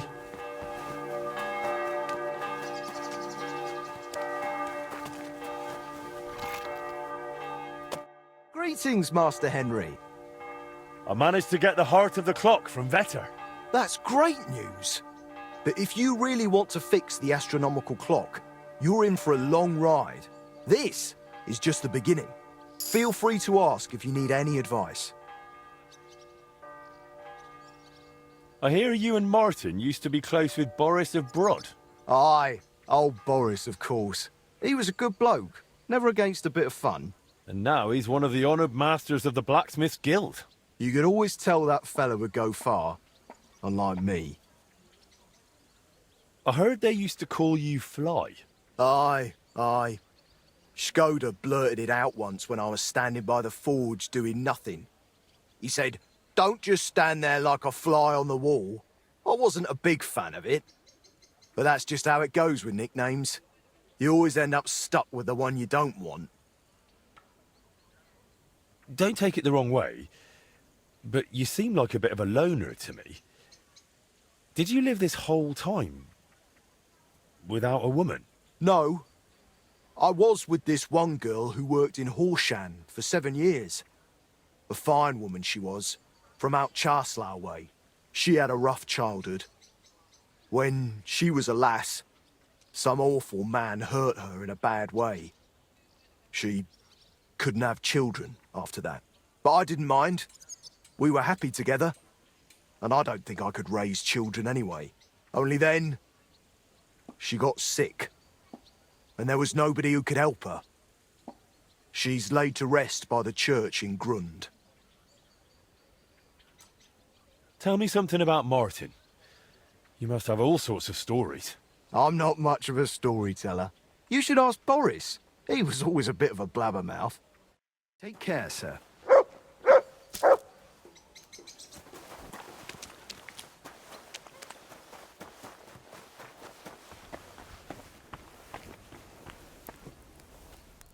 That's that then. Now I need to ask Magdalena about the next stage of the plans.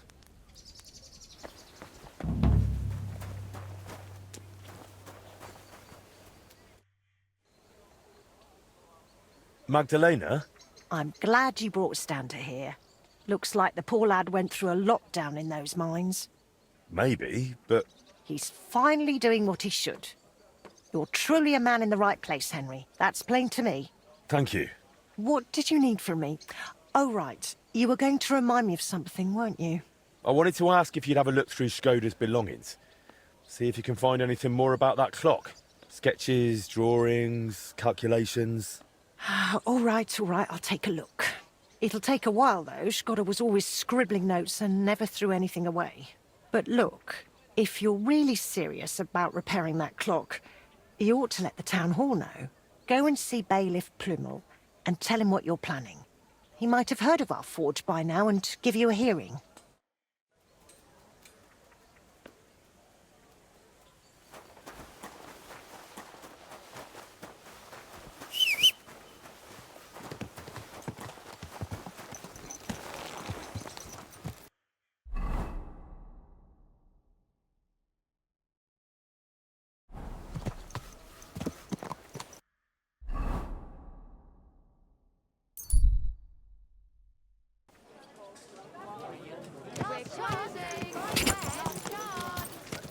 Whoa!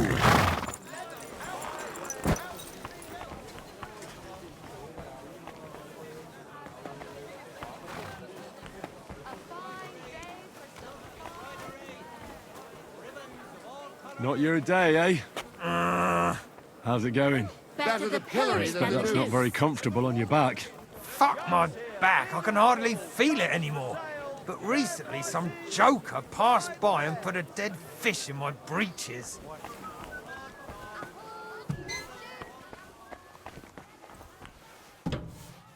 Hey, you're not allowed here. The gallows for the wicked.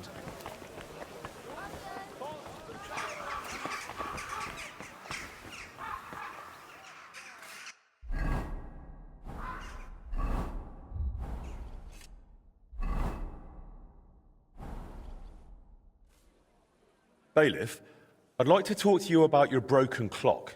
And who might you be? Henry, a master of the Kuttenberg Blacksmith's Guild. Ah, yes. Their new lad.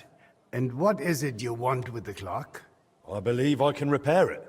Look here, Master Henry. I cannot let someone near the clock who is barely known in town. But... Do not take it the wrong way. But if it went wrong, the counselors would have my head. Or worse, they would never trust me with the bailiff's mace again. Come and see me once you have made a name for yourself in Kuttenberg. Then we will talk.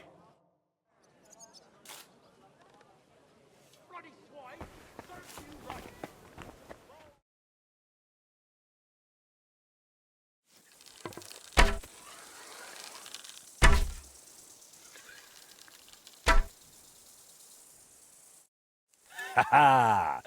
From beauty to splendor. I've won. And on top of that, I'm taking our wager.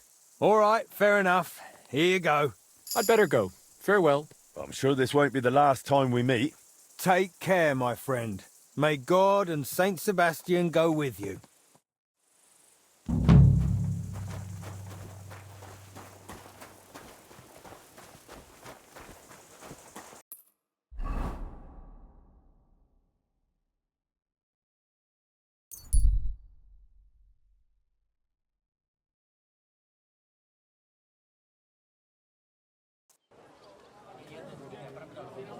Lord be with you. Hear ye! Andreas Plummel, bailiff of Kuttenberg. Is it worth it, eh?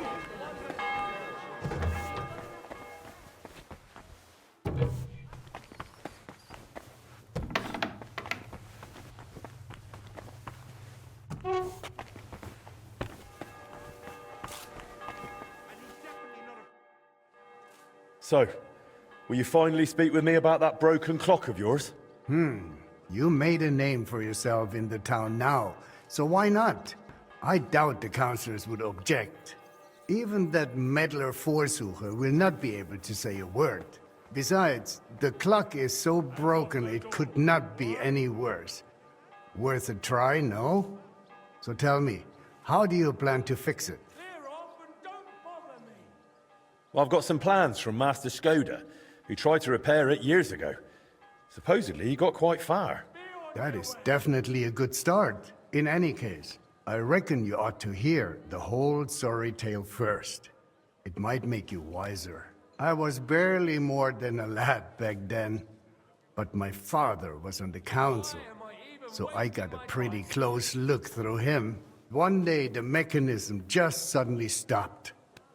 And it has stood still ever since, nearly 30 years now. What I still remember, your guild rather boldly telling my father and the other councillors that there was no need to call in anyone from abroad. They said we would save coin if our own people handled the repairs.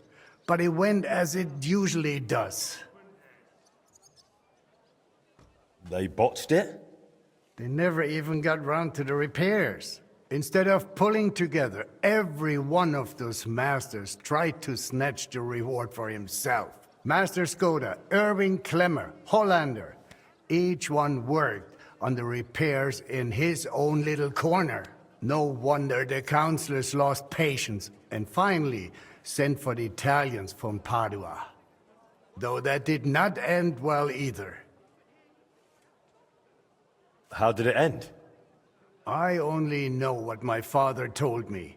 They demanded all the plans and acted like they were the finest masters around. Yes, yes, we'll do it. No trouble at all. They also asked for a fat advance. 2 weeks later, they were boozing through every tavern in the city and lazing about in the bath by day. When the bailiff reminded them they ought to get started on the repair, they almost took offense. But they did get to work. What happened next? Well, Father never liked to talk about it. That much I can tell you. The councillor said the next day they found the clock half looted, the remaining parts strewn about, and the Italians gone, along with the plans. All but one, the youngest of them, a nobleman named Fabrizio de Dondi, had stayed behind with the Burkhar's daughter. His companions most likely forgot him in the rush. And what happened to him? Dondi said, or so I heard, told the councillors he knew nothing. He claimed he was only an apprentice. Of course, they locked him up. Some wanted to send a letter to Padua right away demanding ransom. But it soon turned out Fabrizio, young as he was, could be very useful to the town. So they let him go. How useful? Kuttenberg is a mining town. The councillors are mine officials first and foremost. Not long after they locked him up, they sent Dundee to work in the mines. He spent so long studying the mining machines that he figured out how to improve them. He significantly boosted the miners' output, and they realized you could not just trade away someone that clever like a sack of charcoal. So Fabrizio was granted the freedom, on condition that he stay in the town. And so he's still here to this day, and by the look of it, doing quite well. He is a bit of an odd one, but I'm afraid if you are serious about repairing the clock, sooner or later you will have to speak with him. The Italians vanished with the plans, so Fabrizio is probably the only one who ever saw the clock in its original state. Where can I find Fabrizio? He lives on the upper floor of the second house on Vintner Street, next to the tailor. Though I'm not sure he will speak to you. If you are passing by, try dropping in and see if you can win him over somehow. So there really aren't any other plans? No, they took all of them. And they disappeared with them too. I cannot help but feel there was something shady about it. Try asking Fabrizio. He does not share much with me. What about the other repairmen from the guild? You mentioned some names. Klemmer and Hollander? They will not help you anymore. Both are dead, and their families have long since moved far away. So, I'll get back to the repairs. I'm thankful you're trying, Master. I really am. But there is one last thing you need to know. I am not sure that even if you succeed with the repair, we will be able to offer you any reward. The town is exhausted by war. The coffers are empty. You understand. Surely some sort of reward could be found. There'll be a lot of work. I'll have to talk to a lot of people, go through the details, and it'll cost me something too. Well, if I am genuinely satisfied with how you handle it all, maybe I will find a little something for you. I'll do my best. Thank you, Bailiff.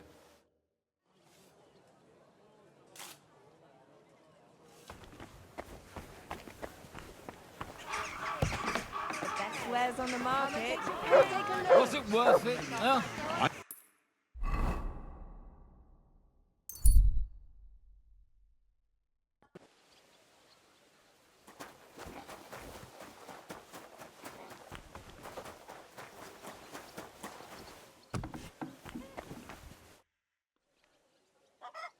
Did you look through those documents from your husband's estate? Yeah, it was hellish work. So many sketches and doodles. I couldn't even tell what half of them were supposed to be. Even the parchment alone must have cost a fortune. I've no idea where the old man kept getting it. And did you find anything that might relate to the clock? Here's some calculations and diagrams. I don't understand much of it, but it looks like a set of weights. Thanks. Well now, if you need those weights cast, Eldris might be able to help. He's pretty pricey, and always up to his neck in work. But truth be told, I don't know any other founder in Kuttenberg.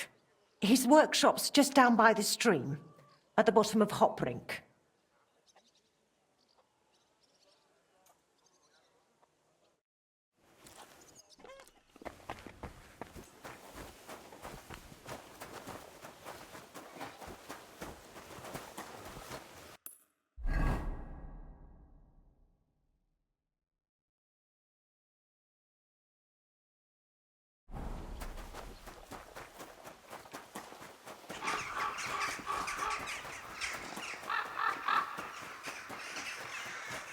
God be with you.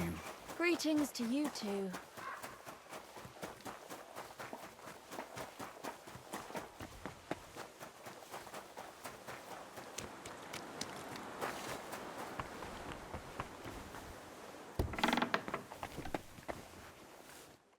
Was willst du?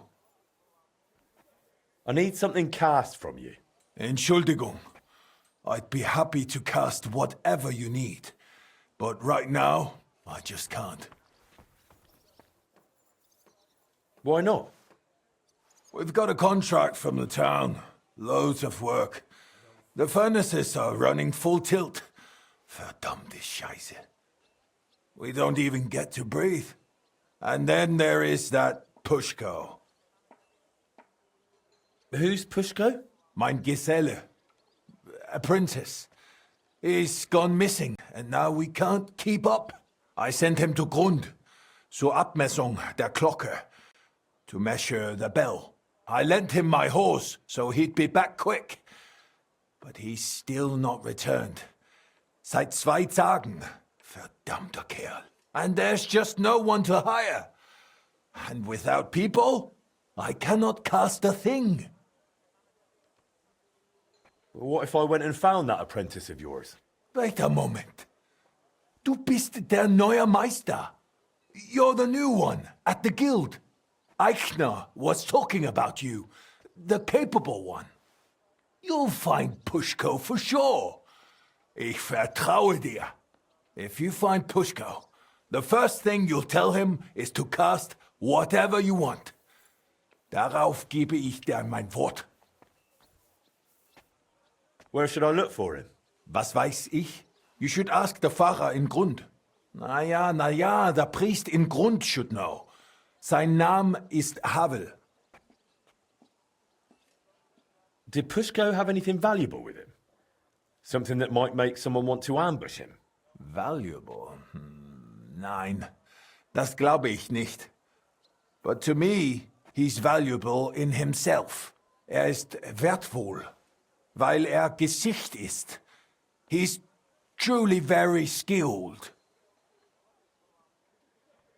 All right, I'll go and look for him. Gott sei Dank. Hopefully nothing's happened to him. Or meinem Pferd.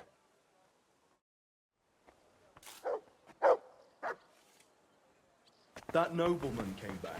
He said he's not going to let it drop.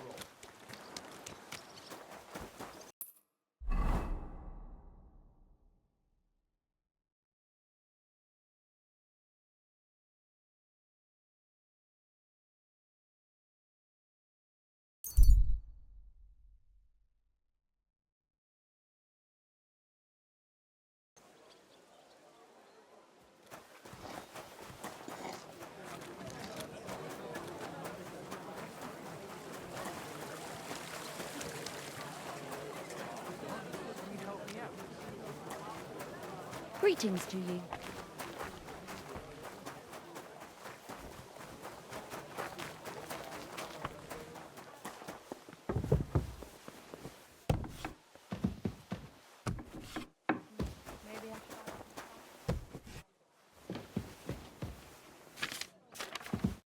Fabrizio Dondi? Fabrizio de Dondi. Sono un nobile. I am of noble birth. I beg your pardon? Who are you? Forgive the intrusion. I'm Henry, a master of the Kuttenberg Blacksmith's Guild. And you dress the part, too. Bravo! What is it you need from me?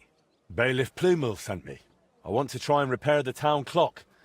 And you're the last one who saw it in its original state. Unfortunately, the bailiff is right about that. Madonna. That was the worst day of my life. Look, I do not like to think back on that time. Honestly, I would rather leave it buried in the past. What even makes you think you can fix the clock and convince the bailiff to trust you? I just believe in myself. Confidence is a fine thing, but sadly not enough for mechanisms as complex as orology. And why come to me? Because you're the only person in Kuttenberg who saw what the clock looked like back then. The one they were trying to repair based on those plans. And you've made a new life for yourself in this town. A comfortable life. So, maybe you owe it a little something. You may be right. And I suppose you have plenty more questions. Go on, ask. Tell me more about that so-called Italian scam. Was it all planned from the start? Italian scam? Is that what they call it nowadays? In any case, you are asking the wrong man. I honestly believe we were here to repair the clock.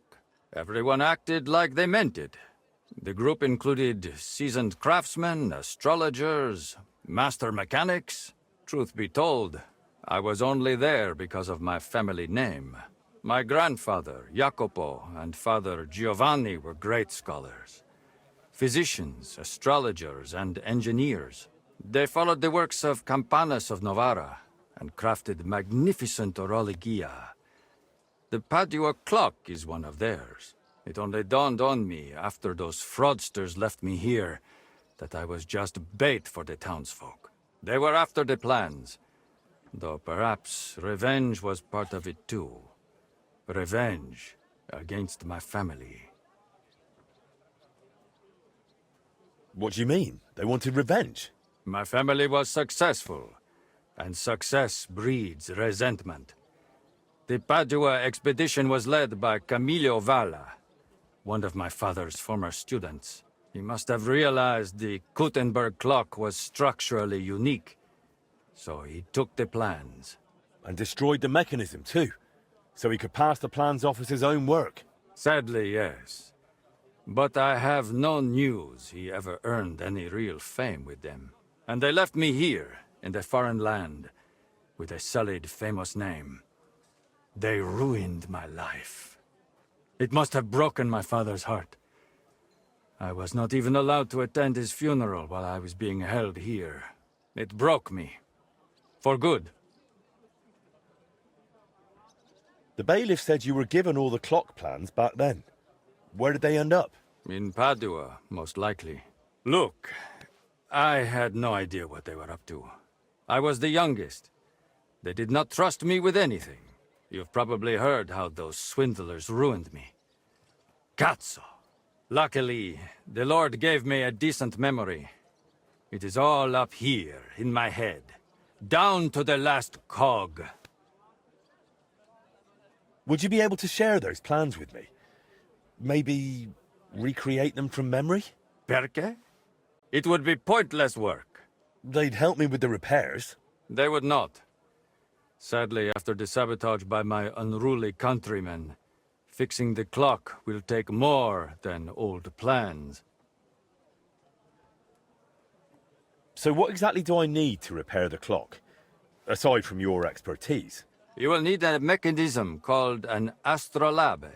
Its measurements are transferred via a gear train to the main mechanism, which sets the movement in motion with a folio and weights. Without that astrolabe, the heart of any clock, all other work is futile, and crafting one is no easy task.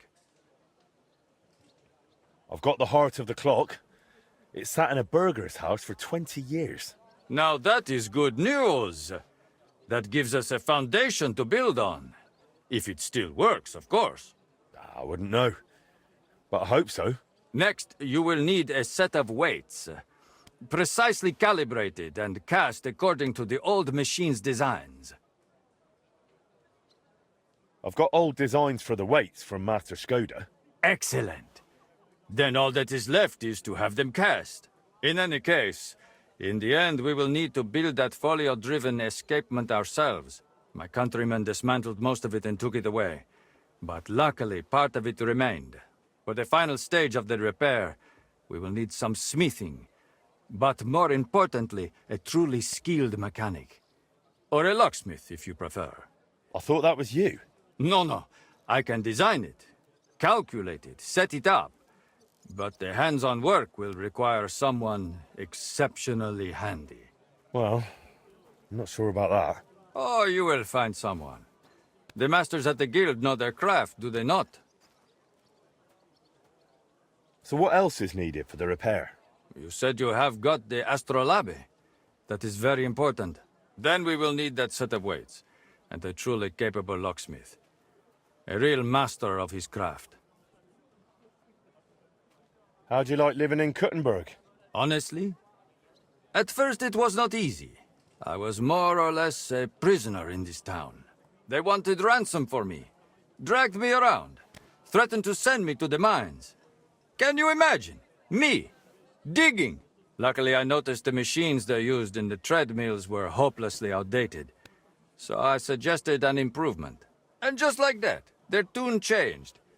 Since then, they have treated me entirely differently. So I probably owe everything here to my talent. Since then, I have somewhere to live, something to do, and really, I miss nothing. Except for home. Just a little. Thanks. I'll come back once I've got everything we need. Va bene. Come back with that locksmith. We'll talk it all over with a roast and a bottle of good wine. I hope our new collaborator will be as remarkable a man as you.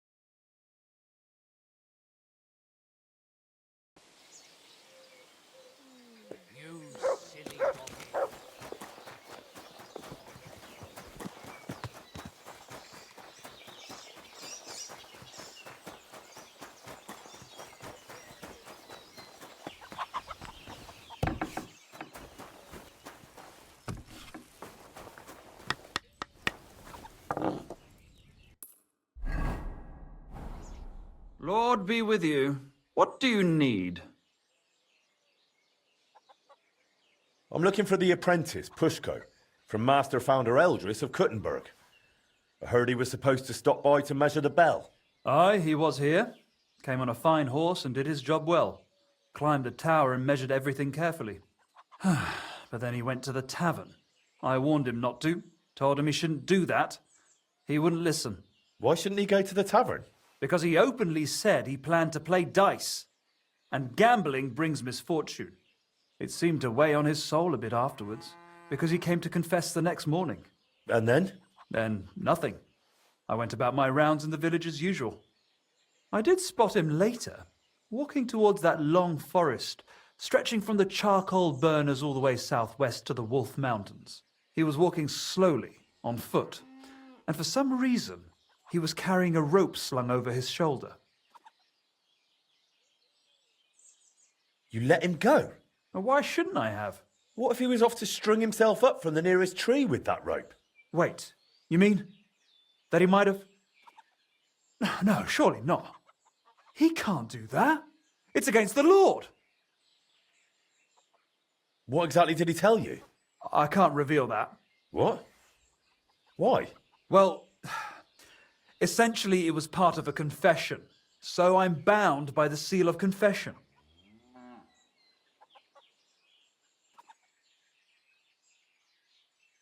Secrets or not, this is about someone's life. You said it was essentially part of a confession, so was it a confession or not? Well, we were talking after he confessed. That's true. Then you can speak freely. Him telling you what happened isn't part of the confession. Well, you're right about that. Pushko confided in me that in the evening he was playing dice with the woodcutters camped near the Wolf Mountains. And as the beer flowed, the stakes got higher until Pushko ran out of coin. But he still wanted to keep playing, so he wagered his horse and lost. But that wasn't his horse. Exactly. After confession the next morning, he told me it was a serious mess. But would he really go and hang himself over it? Surely not, would he? I'm going to find him. I just hope it's not too late. May all the saints stand by you.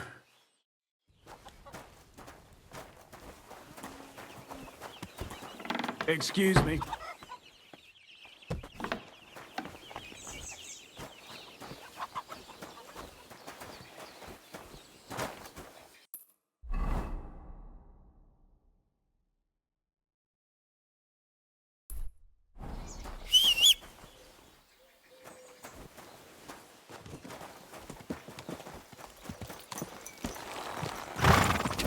Go!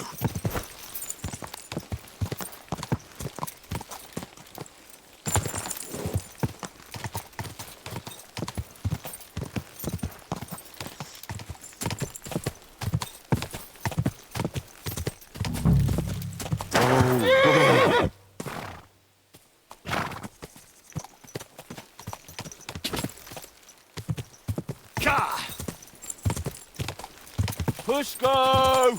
Pushko! Eldris is looking for you! No one here either. Pushko! Pushko! Hey! Pushko, where are you? I hope I'm not too late. You couldn't hang yourself from these trees anyway. I'll try a bit further in. Die!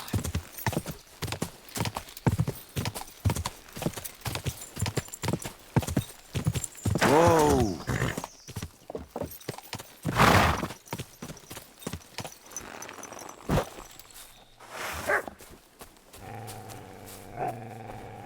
Pushko! Pushko!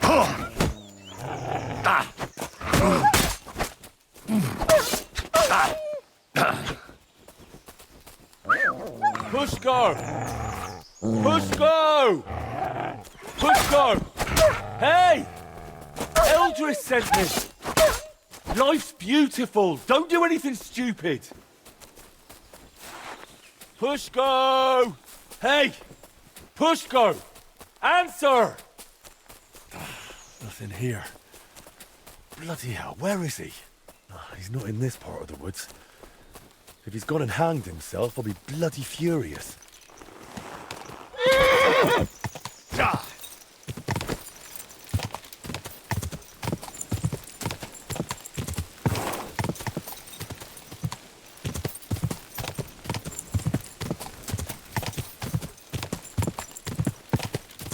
Pushko! Pushko! Eldris is looking for you! No one here either. Pushko! Pushko! Hey! Eldris sent me! Life's beautiful! Don't do anything stupid! Pushko! For God's sake! Pushko! Right, watch out for that rope!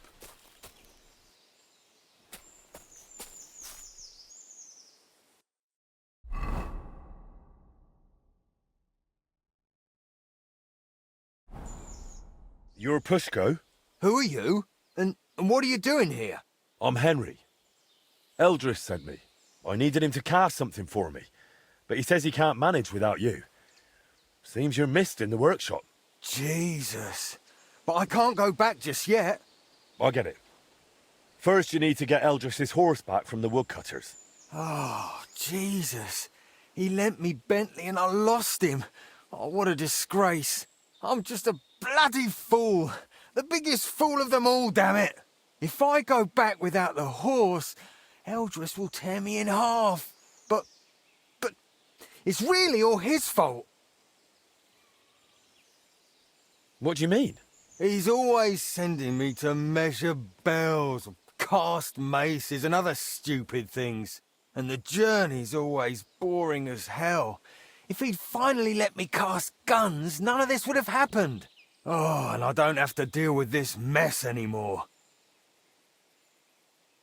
So what's your plan? I'll start shouting at them to provoke them.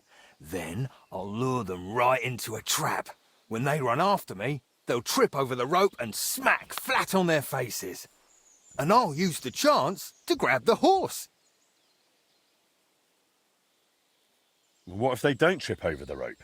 Why wouldn't they? Well, one of them might run a bit later and dodge it. Or they might not all come running. You're just asking for a proper hiding. Then what am I supposed to do? Got a better idea? When the priest told me you took a rope and headed for the woods, it looked like you were going to hang yourself. I'd never do that. Suicides go straight to hell. I actually had this plan all figured out since last night. Couldn't you just pay Eldris off? I mean, give him some coin. Ha! What world do you live in? Do you know how much a horse like that costs? I've got a bit of coin. I can't accept that. We barely know each other. I just have to get Eldris's Bentley back, that's all. You know what? Better let me handle the woodcutters. You do that for me? Yeah, I'm good with this sort of trouble. Well, all right then. I'll wait here.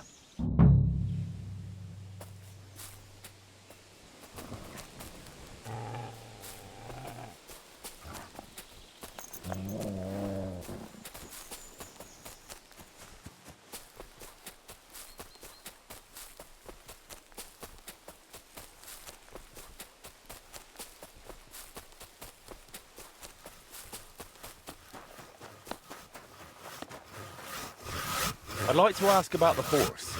That one's our foreman. Ask him. I heard you won the horse in a dice game. That's right. Seems I've already made a name for myself.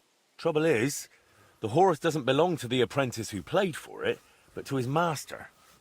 He's got to give it back. Then he shouldn't have played for it. The lads have taken a liking to him.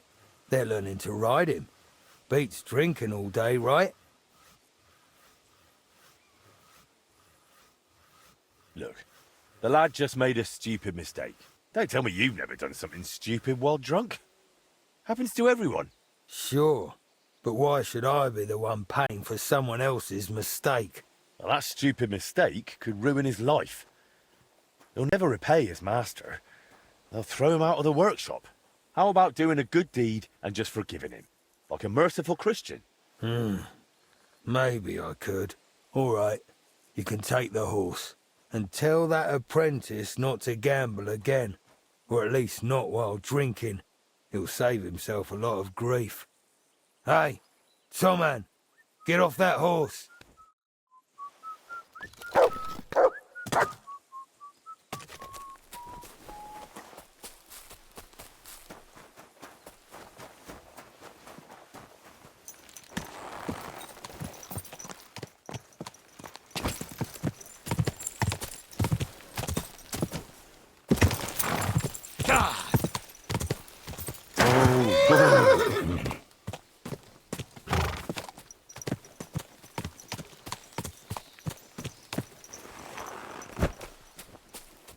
Here's Eldris's Bentley.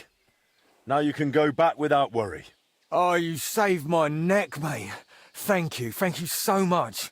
Let's get out of here quick before anything else goes wrong. Will you ride with me to Eldris? Sure. Let's go. At least it'll pass faster that way.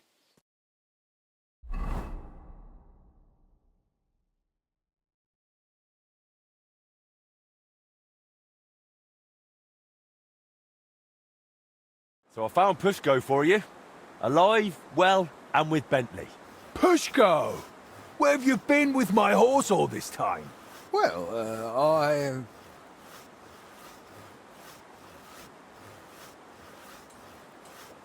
Well, I don't know if I ought to say this, but Pushko met a fine young lass in Grund. Pushko, du Teufel!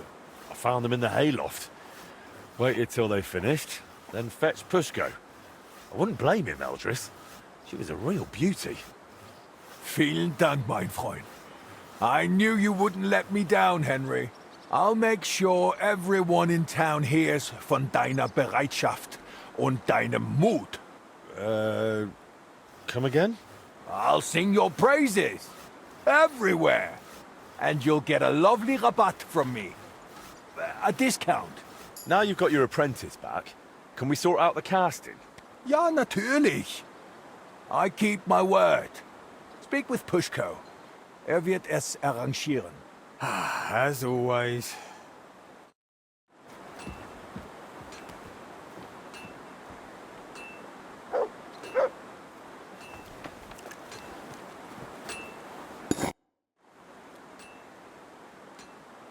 Eldris said I'm supposed to talk to you about the casting.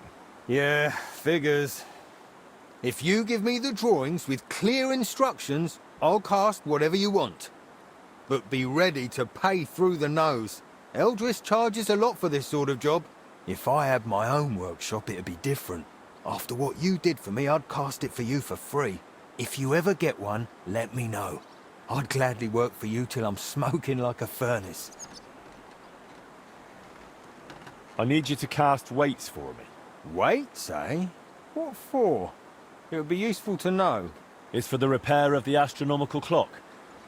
I've got the designs. Any problem with that? If you've got the coin, I'll cast what you want. Here you go. Can I see the designs? Here you go. That'll need to be really precise. I can manage, but it'll take a bit of time, most likely a whole day. You know what? I'll get started right away and bring them to your smithy when they're done.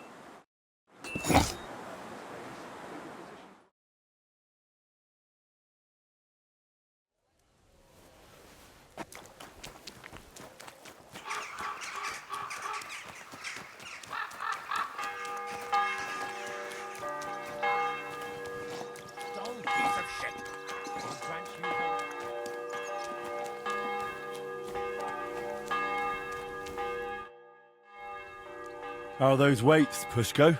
Done. Full set. It's on the bench.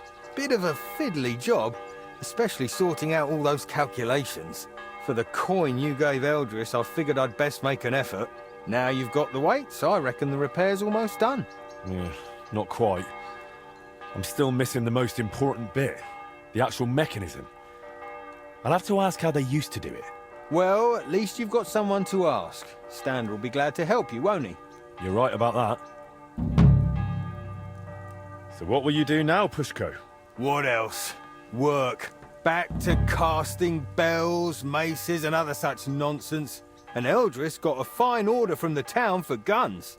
It's always wachte noch, wachte noch. By the time he lets me at it, I'll have a white beard to my waist.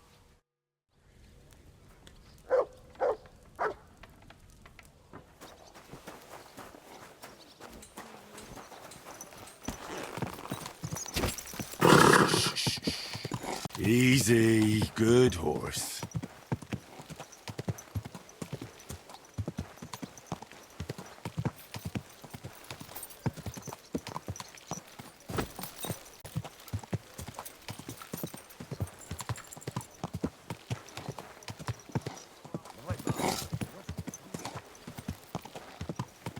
Whoa!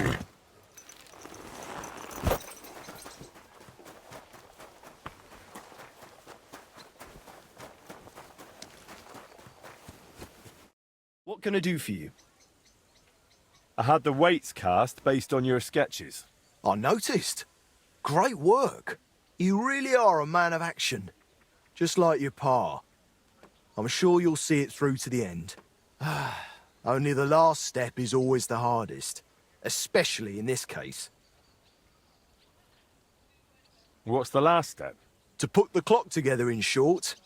Only you can't do it alone. Back in the old days, at least we could get a good look at the clock. But I've heard since those Italians got involved, there's not much to look at. You made everything you could based on our old sketches, but you're still going to need someone who's seen the original machine. I know someone like that. One of the Italians stayed in Kuttenberg. Not voluntarily, but still. I spoke with him, and he said he remembers everything. The plans are in his head. And he said he'll help me. But you're still going to need someone who can put the clock back together. That's what the Italian said, too. Someone handy, who's seen and touched the clock from the inside. Someone... who also happens to be the crookedest bastard far and wide. You have someone in mind, don't you? Aye. His name is Wolf. Who's Wolf? You remember how I mentioned we had a goldsmith's apprentice helping out with the fine machinery? The one that stole the heart of the clock from you? That's the one. It might have been his first crooked deed, but it definitely wasn't the last. Before I left Kuttenberg, I heard he started getting involved in all sorts of thieving and scamming. They say he can open any chest, pick even the hardest locks. He worked for anyone who had the coin. And if he wasn't happy with how much he got for the job, he'd fuck them over without a second thought. Is he even still alive? I wouldn't be surprised if someone took revenge on him. I couldn't tell you, but fuckers like him tend to be lucky. I reckon he's doing just fine for himself. Living in some big house, pretending to be a lord. Do we really need this Wolf fella? You said he was a cheat. I'm afraid he's the only person who really knows the clock, and is handy enough to fix it. And what if someone else learned how? Someone more reliable? It would take much longer than convincing Wolf to work with us. You're just gonna have to risk it with him, Henry.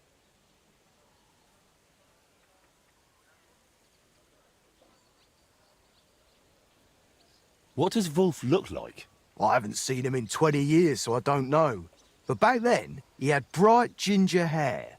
Not a little ginger, like fire. Who knows? He could be bald these days. And from what I remember, he didn't exactly talk like one of ours. I think he was from Moravia. Where can I find him? You'll have to look for him.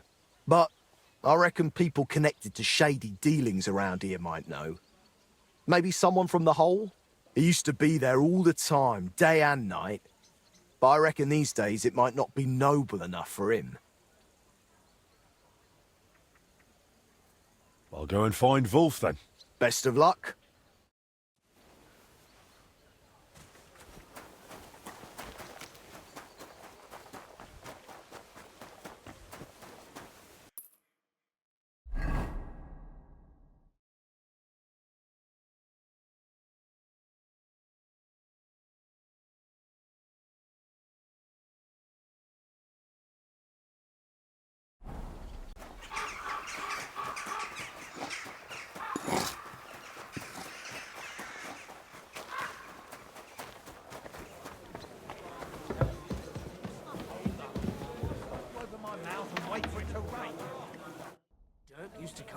I'm looking for a fella by the name of Wolf.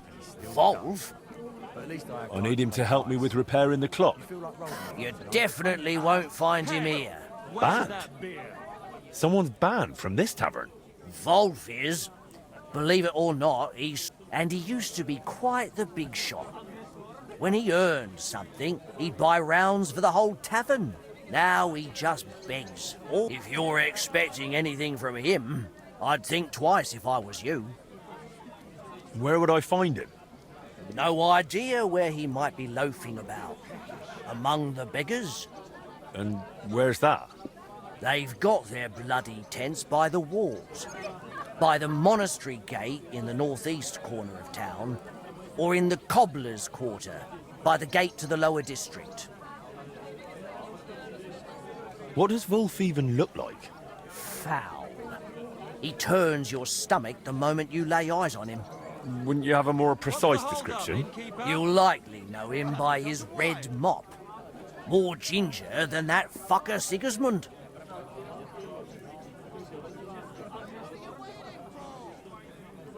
Don't you know someone who might know more about him? No, not really. Actually, wait. Maybe our mutual friend the Ragman might know something. I'd try him. If he doesn't know, then I've got no idea. All right, I'll go and look for him. If you do find him, don't you dare bring him back here.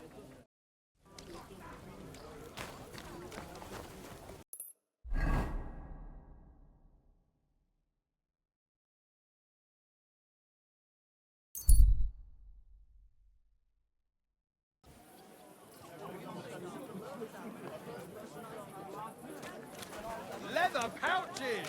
Pouches, belts, straps! God. All the finest leather. A fine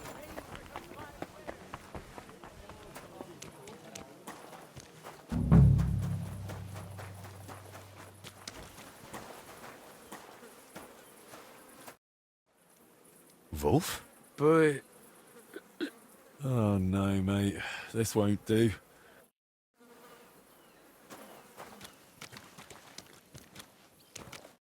Wolf? What? Eh. Here. Take this. We dram lovely. Aye, right you are. So, you feeling any better? Better. Tifola. Not at all. My head. The fuck happened? That's what sobriety feels like. You might have forgotten. Who are you? And what do you want from me? I'm Henry, a master of the Kuttenberg Blacksmiths Guild, son of Martin. They used to call him Frisky. You might remember him. Don't remember any Frisky.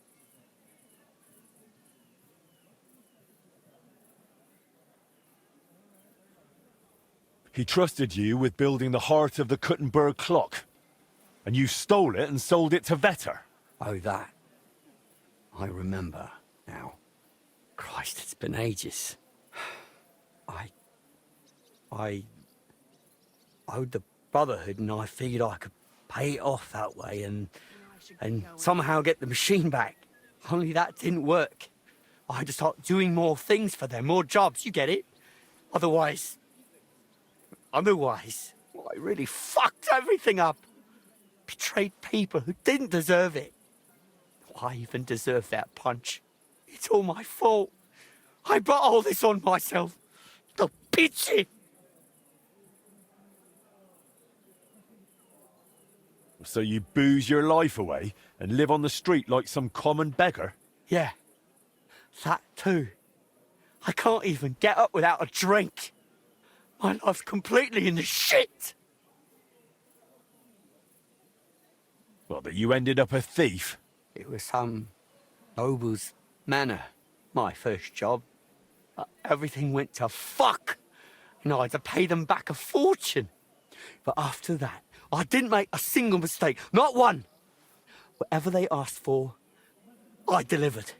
I was a damn good thief. Still, just a thief, though. I'll give you a chance to fix all of it. To get your life back in order. It's too late. I haven't got the strength to change. I haven't got the strength for anything. It's too late. It's never too late, Wolf. I'm finishing the clock repairs, but I need a mechanic for that. One who saw the clock with his own eyes before the Italians dismantled it. One who touched it. And in this town, that's only you. It's been over 20 years. I can barely remember yesterday. Leave me be. There's no point in wasting your time on me. I'm offering you a helping hand here, Wolf. This might be your last chance to crawl out of the shit, and I think you can't afford to let that chance slip by. You think so? It's true, I always did manage to push myself somehow. And when I had something tough in front of me, something damn near impossible, I said to myself, Wolf, you can do this, kurva. And kurva, I always did. There you go. And now you'll do it again. Maybe. Maybe you're right, but even if I took your chance, we're missing someone who could design the machine. Or are you saying you'd try it yourself? Not exactly, but I'm not worried. We'll go to one man who can help us, and together we'll pull it off. Wait. What man?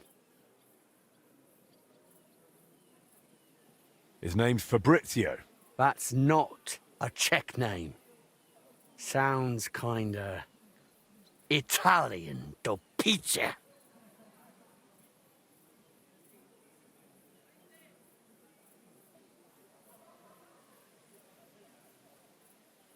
Don't worry about that now. Wait, I want to know. If you don't tell me, I'm not going anywhere with you. He's one of those Italians hired by the town to repair the clock. An Italian? So a fucking swindler, do pizza. He's no swindler. He was young, and they set him up, just like they did the councillors and the whole town. Besides, you're the last one who should be talking about swindlers. All right. I just can't stand Italians. Arrogant bastards, a lot of them. He was the last one to see the clock in more or less working condition. And he's a renowned inventor to boot. But we need him. So drop the prejudices. But before I introduce you, we'll clean you up, so you don't disgrace yourself. We're going to the baths. The baths? But I don't want to go to the baths. Come on, Wolf. The baths will do you. All right, if you say so. Let's go.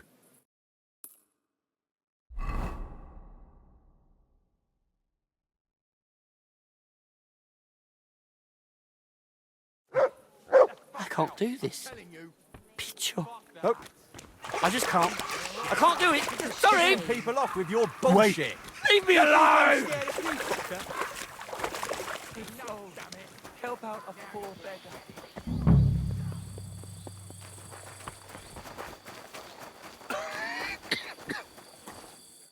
You tried to run off.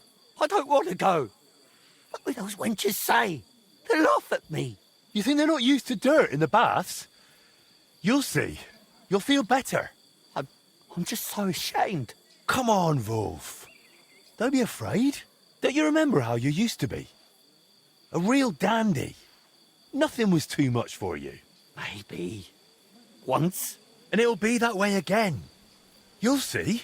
So don't be afraid and come along. And no more tricks this time.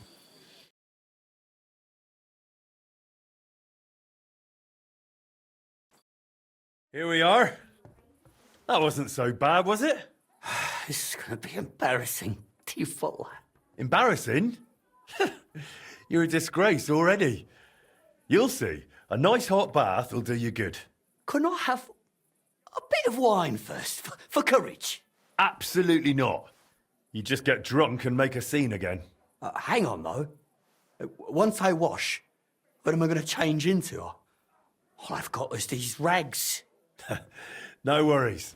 You'll wait in the tub and rest, and in the meantime, I'll get you something decent to wear.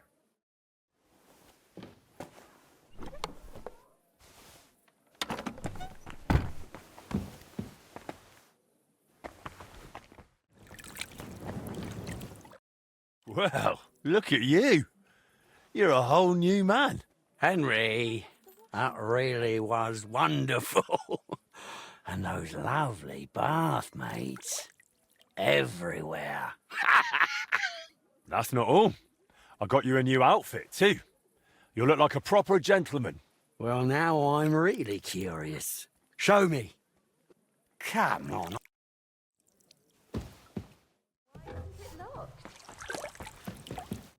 How about these ones? Let's see.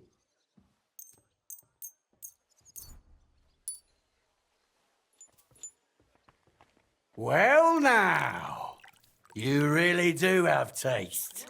It's just, would you have something for the head too? My hair's getting a bit thin. What a day. That one's top notch. Curva.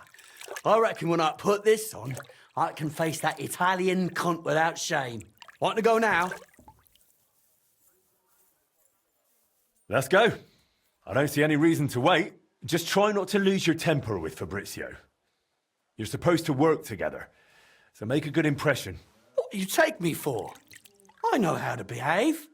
I used to be a proper gent with coin. Do you follow? Glad to hear it. The only thing is, maybe we should tidy up your hair and beard a bit first, eh? Why not?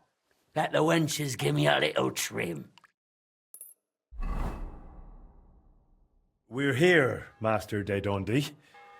This is Master Wolf. Welcome to my humble abode, gentlemen. Please, take a seat. I have taught my cook to prepare a splendid porchetta. I hope you'll not turn your nose up at it. Of course not. We wouldn't dream of it. With the porchetta, I can offer you a Tuscan red or a local wine from Loretz. Surprisingly, both pair with it almost equally well. Tuscan. An excellent choice. What does it matter, eh? As long as it flows. It's not quite the same, but allied. Wolf, don't you dare. It's just a little drop.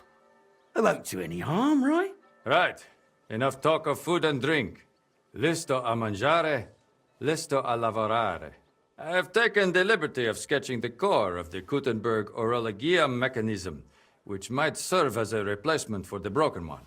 What do you think of it, Master?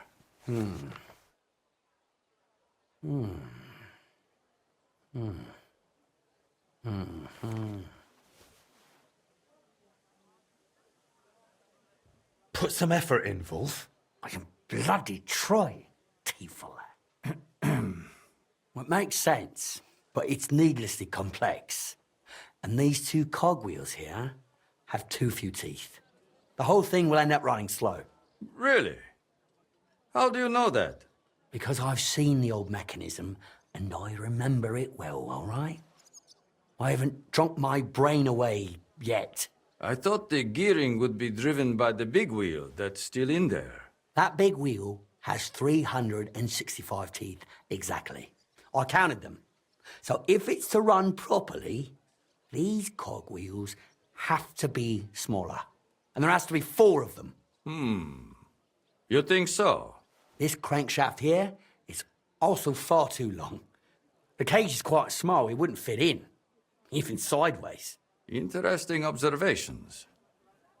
What do you think, Henry? I think Wolf's right. Of course I am. You think I'm daft? No one said that. I look forward to discussing it all in detail over a fine meal. De maestro a maestro. Now, if you'll excuse me for a moment, I'll go and have everything arranged. One thinks better on a full stomach. Thank Christ. I'm so hungry I could eat a dog.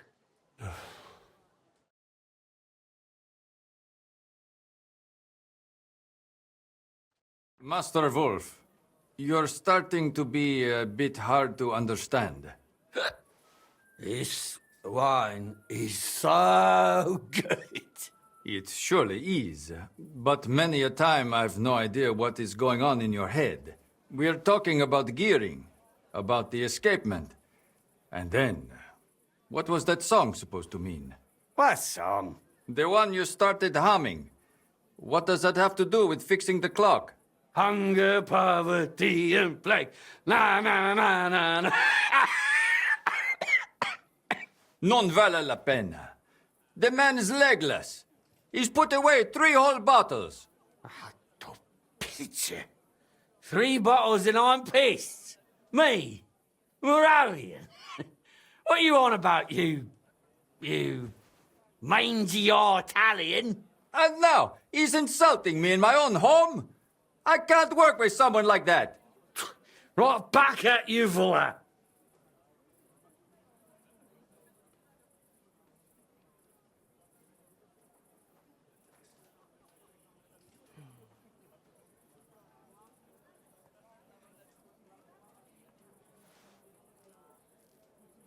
Look, Wolf, this is your chance at a better life. Don't throw it away. Remember how much you liked it at the baths. Wouldn't you like to go more often? Too right, I would. You see? All you have to do is work with Master Fabrizio here, and you could have the baths every day. You just have to stop drinking. Yeah. I know. So, let's get one thing clear. Master Wolf here's done drinking, and he'll do everything Master Fabrizio asks of him. Got it? Got it. The master can sleep over there. We'll begin work on the escapement first thing tomorrow. I just fear, Henry, that it'll take a bit longer than planned, due to certain differences of opinion. What can you do? We'll meet at your forge to assemble all the parts and agree on the final repair. All right. Best of luck. Adio, Henry. Pray for us.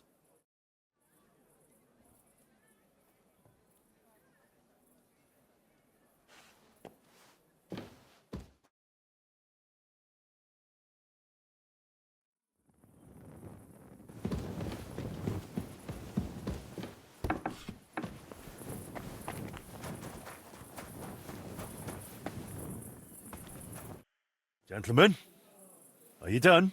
Why else would we be here, eh? Everything's already laid out on the bench in the forge. Didn't you notice? Well, I haven't looked it over yet. So does that mean we can speak to the bailiff about the repair? Well, not quite. We've had a bit of a mishap. I told you it was too long. I just wanted to shorten it a tad, is all. Wolf managed to break the escapement crankshaft. What does that mean? It means we don't have the crankshaft anymore without the proper crankshaft. Our mechanism is completely useless. Merda. That means it's buggered. What are we gonna do? We'll have to make a new one. Or more precisely, You will have to help us. The crankshaft will need to be reforged according to the plans, which for you, as an experienced blacksmith, ought to be child's play. All right. Give me the plans and I'll forge it. Benissimo! That's the spirit. A crankshaft is basically a long, narrow rod. I've got the original one here that Wolf broke. You'll need it for reference. I'm no expert, but from a smithing standpoint, I don't reckon it's that different from forging a short blade. The only thing is, you don't need to sharpen it. The broken crankshaft is 4 inches too long, so forge a shorter one. Otherwise, it won't fit in the mechanism. All right. I'll get to it. Once you're done, that will mean we have everything. Come to us first, and then we'll be off to the bailiff.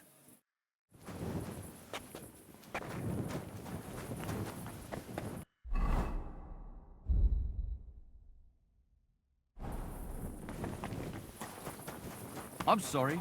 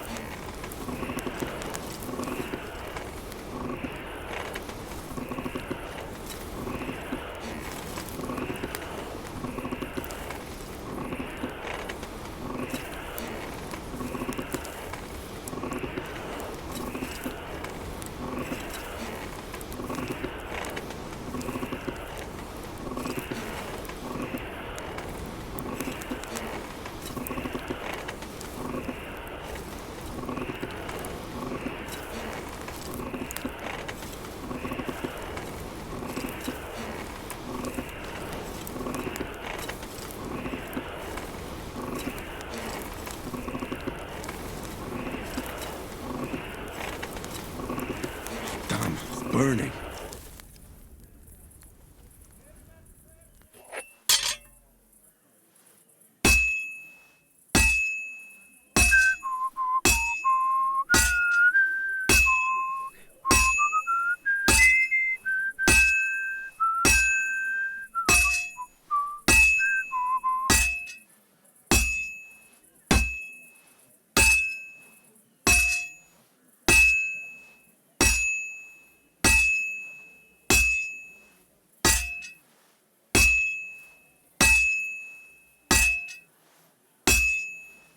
Well, I'm about half done.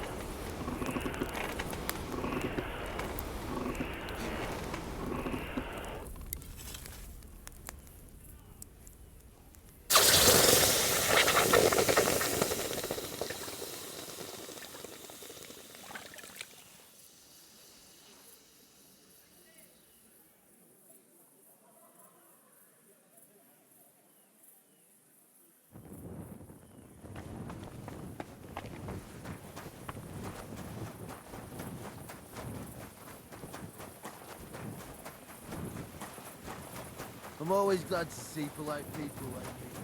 God be with you. God be with you. How's the watch going? Not bad, so far.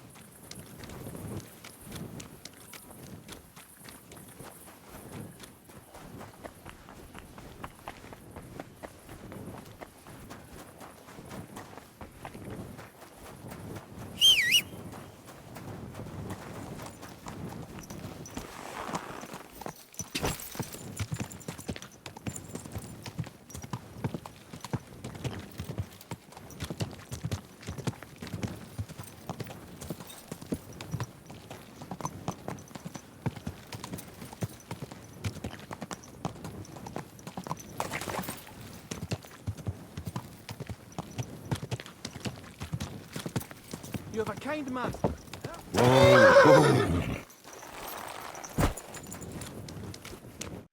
Master Fabrizio, the crankshaft's finished, so please come to the forge so we can sort the next steps. Excellent. I'll head there at once.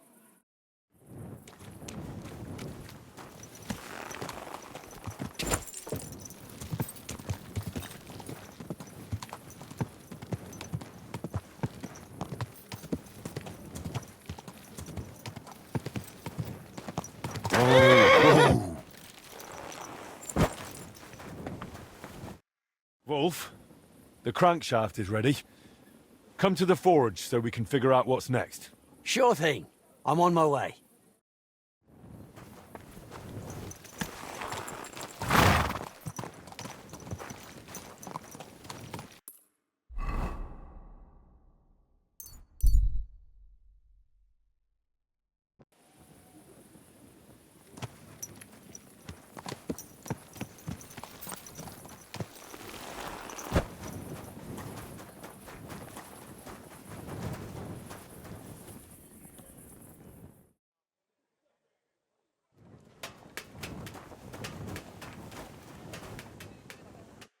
The crankshaft's repaired, exactly to specifications. 4 inches shorter than the original. Excellent. You're clearly a true master of your craft, Henry. Well now, this was slotting as smooth as butter. All in all, I reckon we are properly prepared now. Right, Master Wolf? Well, it'll still be a right handful. Like those Italians did to the mechanism. It's a disgrace. But I'll deal with it somehow.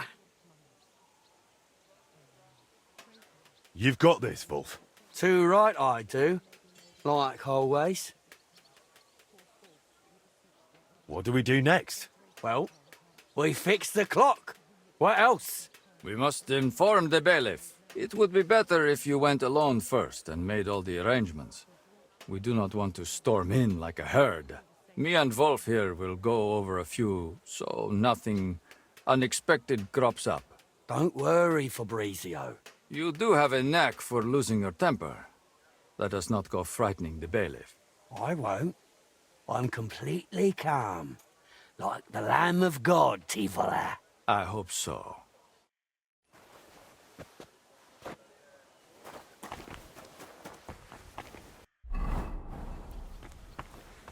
Well now, we've got everything. It's time we fix that damn clock. What do you say, Pa?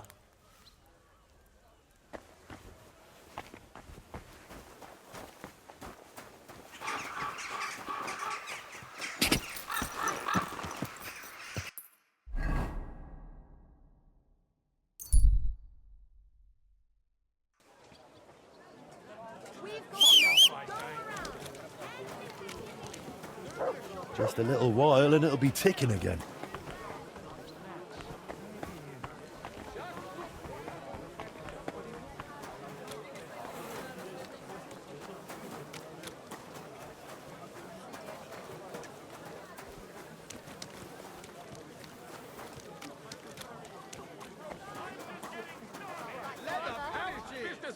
Supporting his family.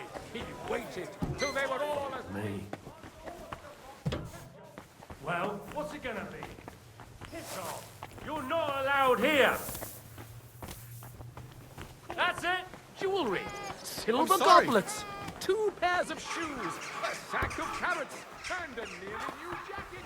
And what did he do then? He went down the road and tried to flog it all. He bought everything from London. Eye-watering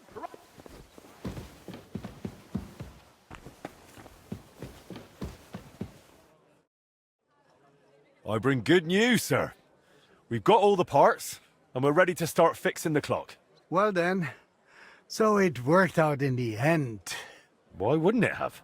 I ran into Fabrizio a few days ago, and he told me it was difficult to get through to that new partner of his. Difficult how? Apparently, first chance he got absolutely shit-faced. Fabrizio had to hide all the bottles from him. Jesus. I'm gonna wring Wolf's neck.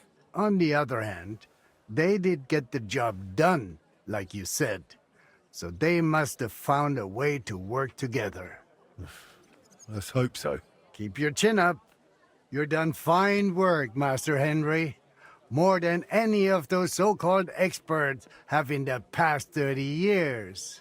Now, if you'll allow me, I'd like to lend a hand myself. At least symbolically, in the name of the town.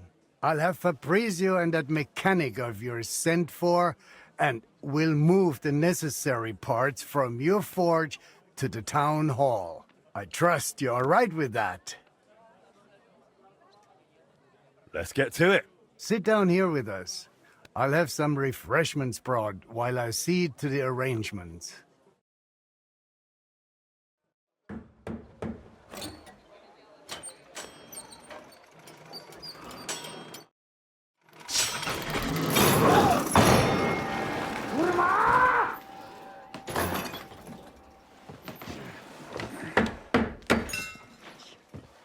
Something wrong? Unsolvable problem. Fellows, I can't do this. I can't do this. I can't do this. It cannot be done. Oh.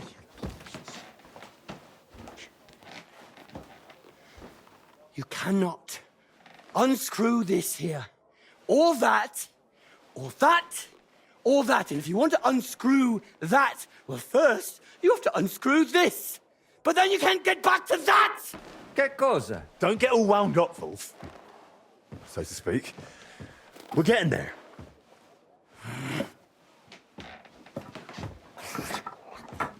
One trap after another. Yeah!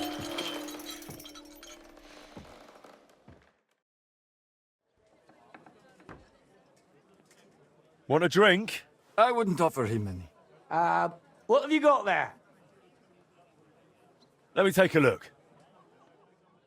Why offer it if you haven't got anything?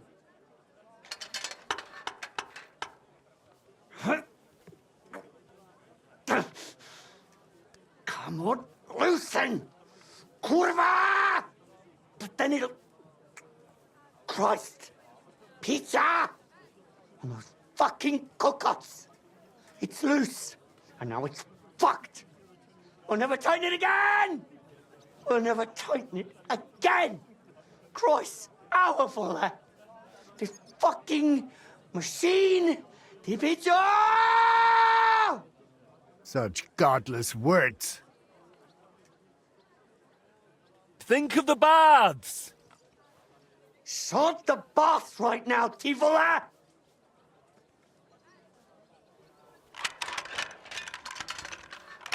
There's just no way to get in there, see?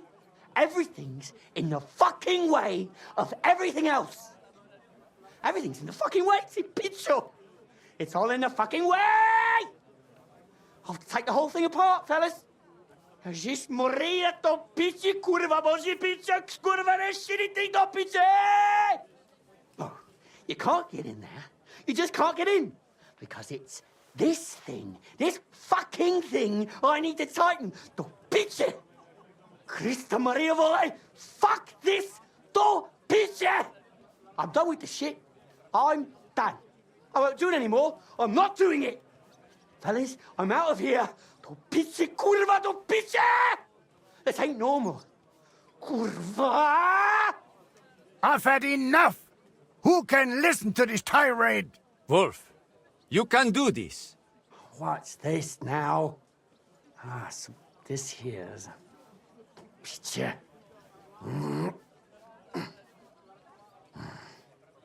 Wolf?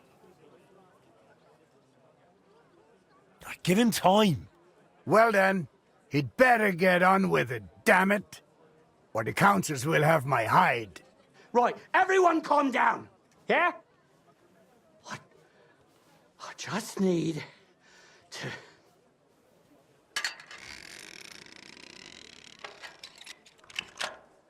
What? What's this? Well, fuck me. What's going on? Fellas, I really didn't expect this, but I think we've got it. Really? You mean... you think... It clicked into place, Peter. It clicked, and it's no longer loose. Not here, not there. I think we can start it up, though, Peter! Cristo.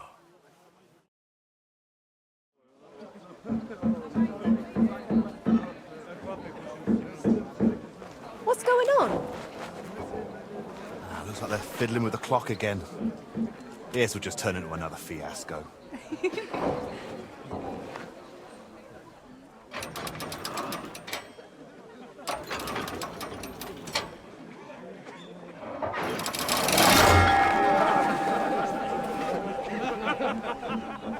Sucker, that lot is all we need.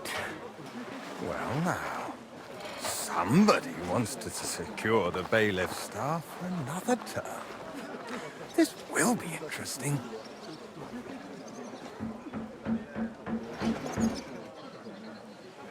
If he messes this up, I'll tear you all apart. All three of you.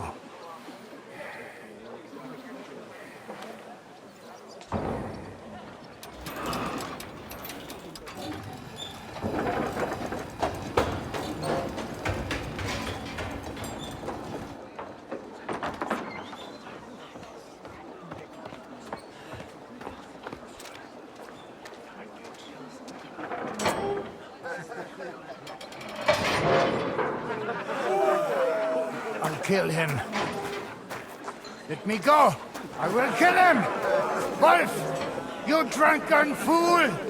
You're done. Calm down, do you hear? Easy.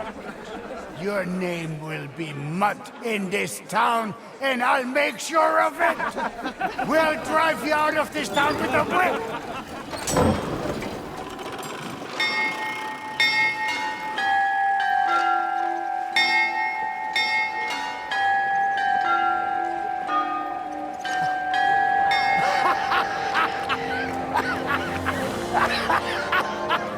They said it wouldn't work. Kurva!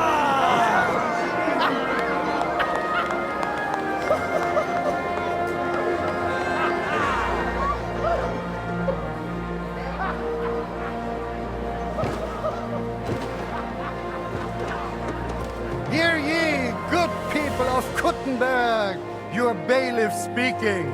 Craftsmen from all corners of the world, the renowned locksmith Wolf, the Italian inventor Fabrizio, and the member of our Smiths Guild, Henry of Skalitz, have heeded your pleas and repaired our beautiful clock. Better times are on the way. Rejoice!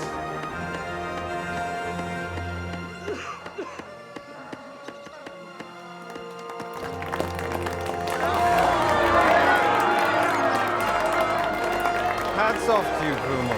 You really thought you'd fail? Madonna, finalmente sono salvo. I have waited for this moment my whole life.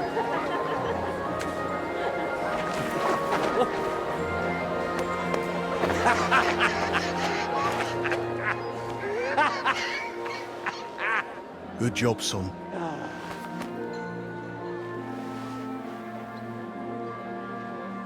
Really good job.